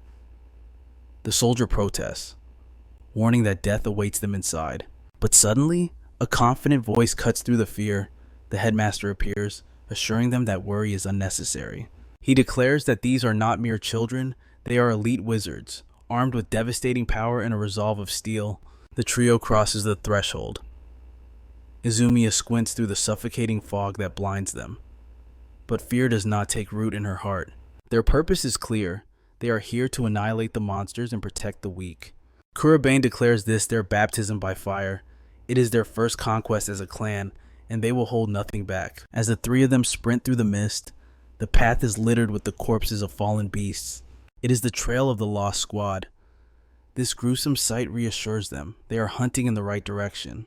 Naruse grits his teeth, realizing that if even the elite Saber soldiers struggled here, the danger is beyond imagination. They are inexperienced, but Kuraban remains an unshakable pillar. The boss monster may be a nightmare, but their wills cannot waver now. Their mission is simple, yet heavy: rescue the missing souls before the dungeon claims them forever. Isumia steals her heart. With Kuraban's overwhelming dark attribute magic, victory is all but guaranteed. She believes that as long as he stands, everyone will survive. But she catches herself. If Kuraban fights alone, what is the point of a clan? She refuses to be a burden. Naruse feels the same fire ignite within him. They will not be liabilities, they will be equals. Deeper inside the abyss, the Saber soldiers are fighting a losing war against a colossal slime monstrosity. Fireballs explode against its skin, but the beast raises an impenetrable barrier. Frustration mounts as injuries pile up.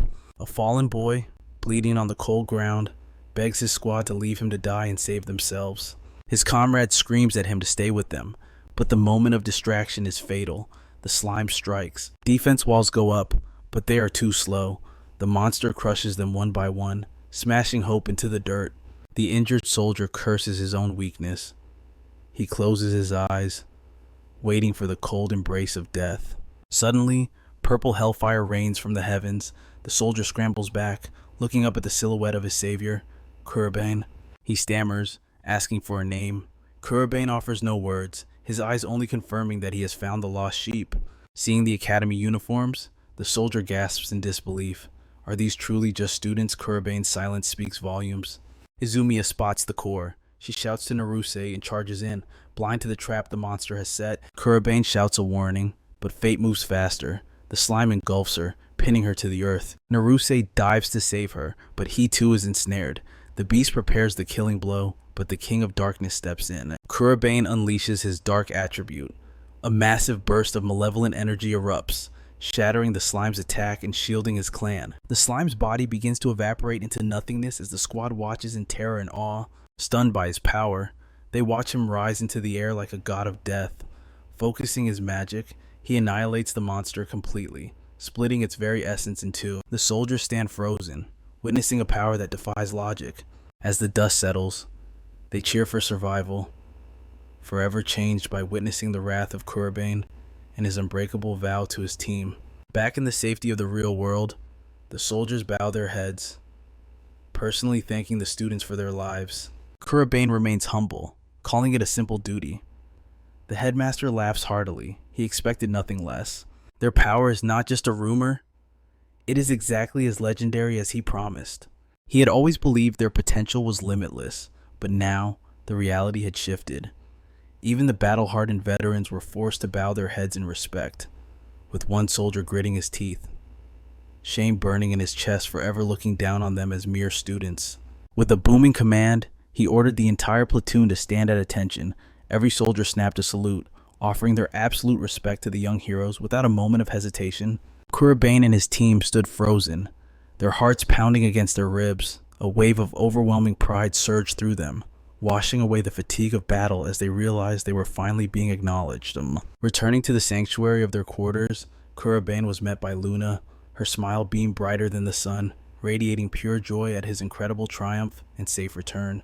Yet, Kuraban remained humble, his expression serious.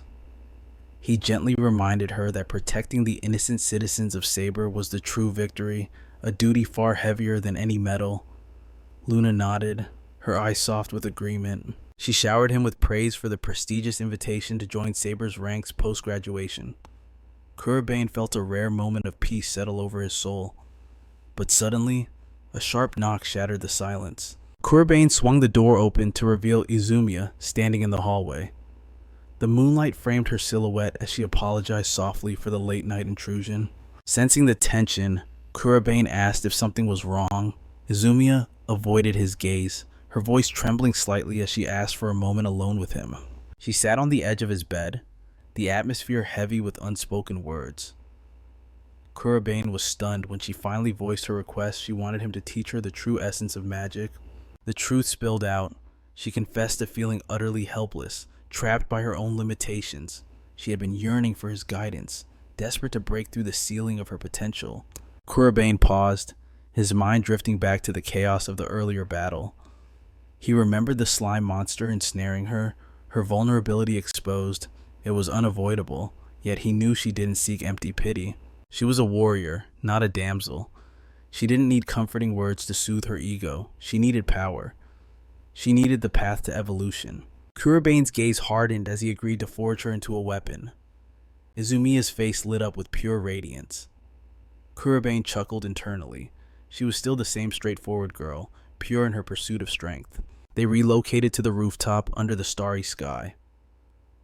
Kuraban wasted no time, declaring that their hellish training would begin right this instant. But they were not alone. Naruse stormed onto the scene, disbelief written all over his face.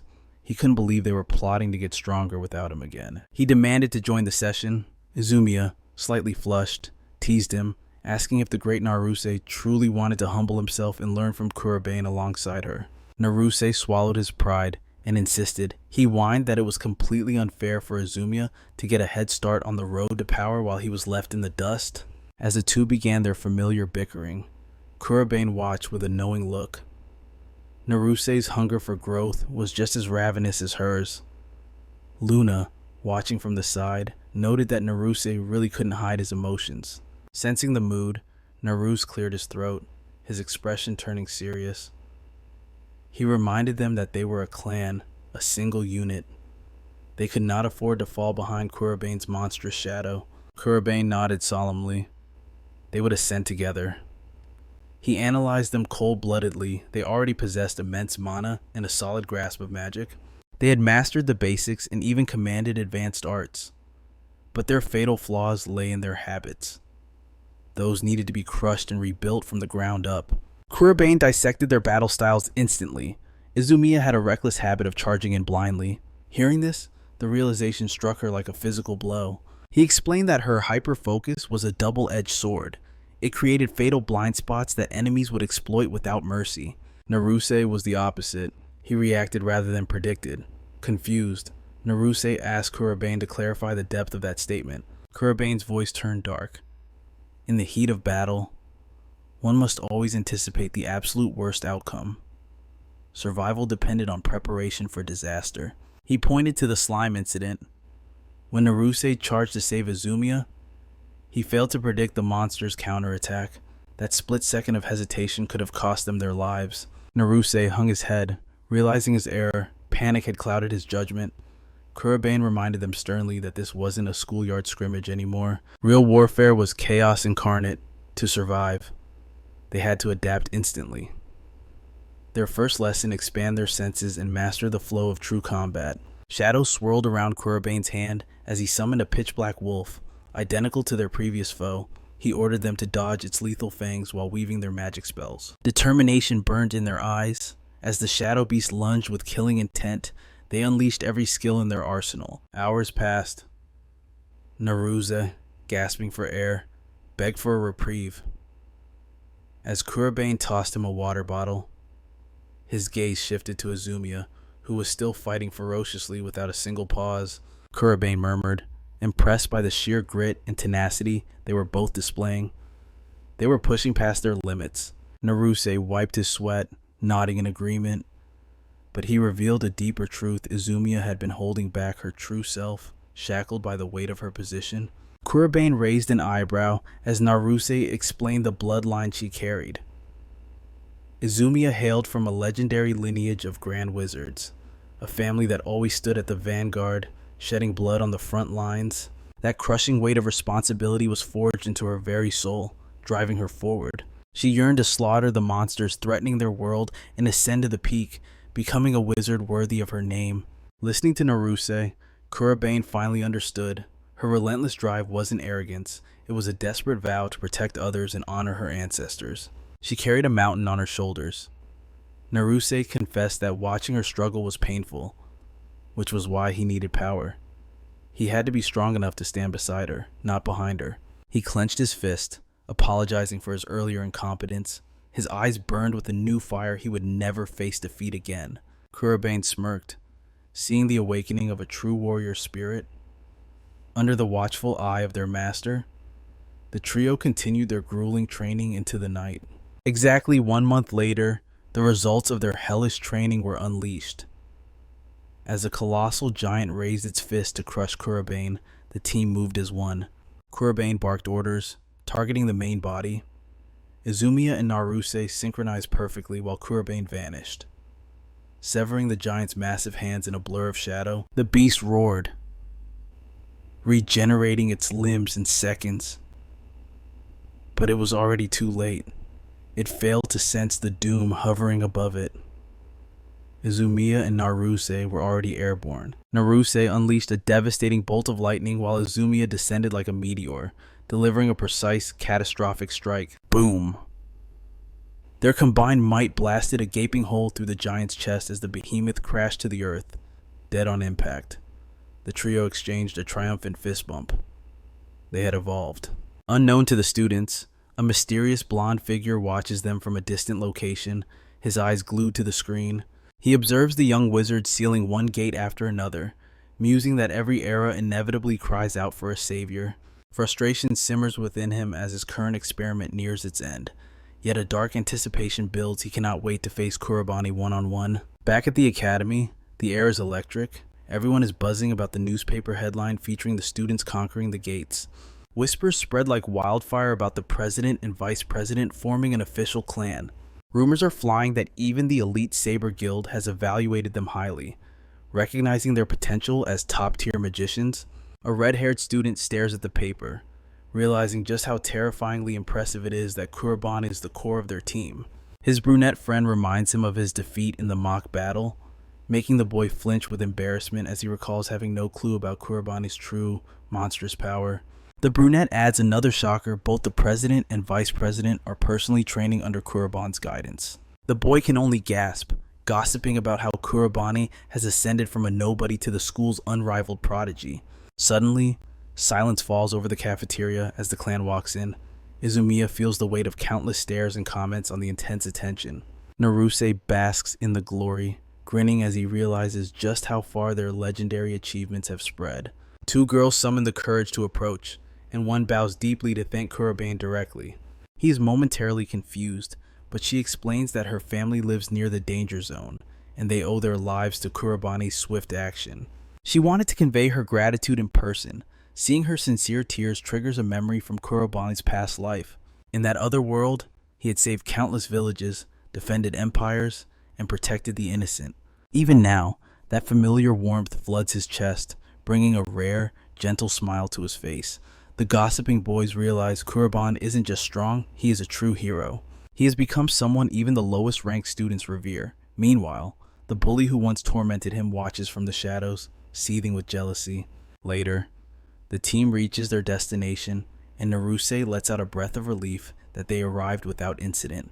Isumia teases him with a smirk, suggesting he might be jealous that Kuraban is stealing all the spotlight. Kuraban cuts through the banter, his voice serious, asking Isumia if the headmaster explicitly summoned them. Isumia admits she is in the dark about the agenda, but insists they must go. Even Luna, the spirit, is unaware of the purpose. When they enter the headmaster's office, the old man greets them with a beaming smile, congratulating them on their spectacular feats. He expresses deep fatherly pride in both Isumia and Naruse, noting their immense growth. They bow in gratitude before asking the reason for this meeting. The headmaster jingles his car keys with a mysterious glint in his eye, announcing that they are paying a visit to the Saber branch. During the drive, he reveals the truth the vice branch chief personally requested this meeting. Kuraban asks if Naruse knows him, and Naruse nods nervously. The chief, Nihama Rei, is a legend, a promising young wizard who stands tall even among Saber's elite. He was the Academy's first student council president, a master of mock battles, and a monster who closed countless gates after joining Saber. Isumia is baffled as to why a titan like him would summon students. The headmaster simply smiles, saying it is an honor they should look forward to.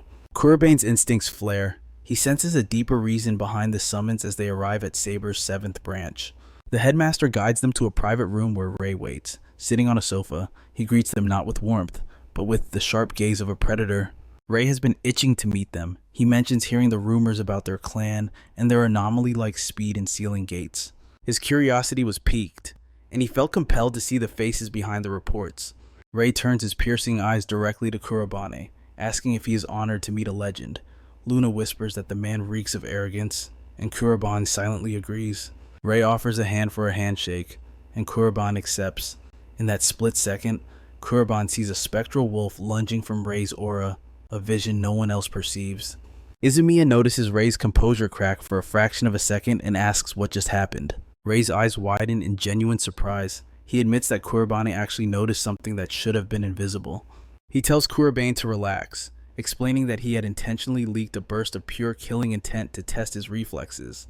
He originally planned a simple greeting, but his warrior blood is boiling. He announces a change of plans. He demands a duel with Kuraban right now. Moments later, at the branch's indoor arena, Kuraban and Rei stand opposite each other, the air heavy with tension.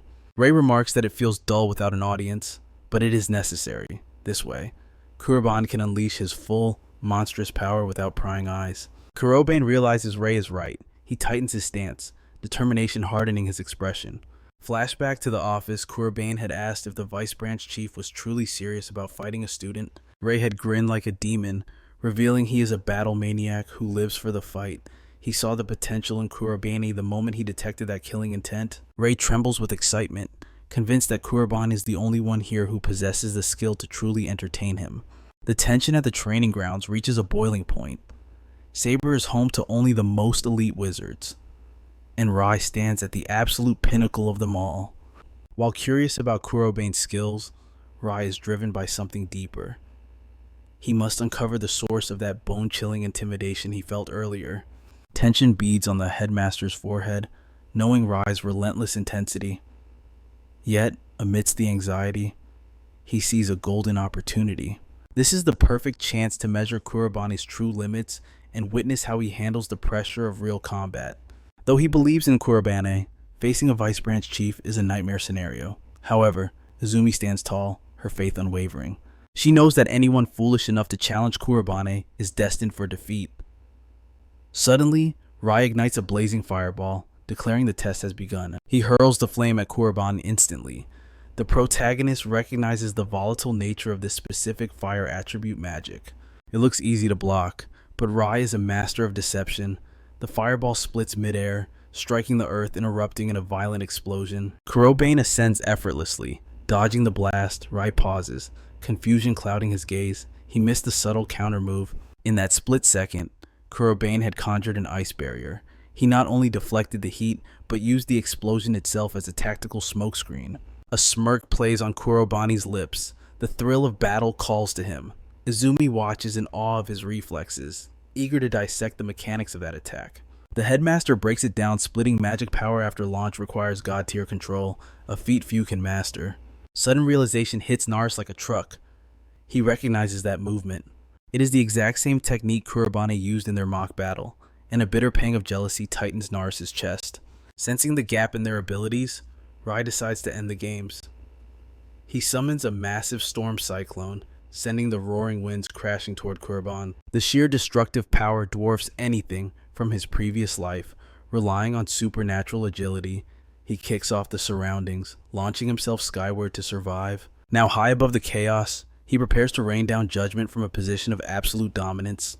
Kuraban unleashes a torrent of water magic, but Rai evades by a hair's breadth. Refusing to let his opponent dictate the aerial battle, Rai gathers floating debris and charges. Kuraban spots the earth magic propelling Rai forward. Reacting instantly, he conjures a crackling lightning spear to intercept the assault. Their powers collide. It is no longer just magic. Steel sings against steel in a symphony of destruction. Rai applauds the performance, but his eyes remain sharp. He knows a hidden card remains unplayed, and he refuses to stop until Kuraban reveals his mysterious true magic. Kuraban understands the message clearly. Rai is practically begging to witness the abyss of his full power. With a confident smirk, Kuraban accepts the challenge. Shadows erupt around him as he ignites his dark attribute magic, finally unleashing his true, terrifying strength.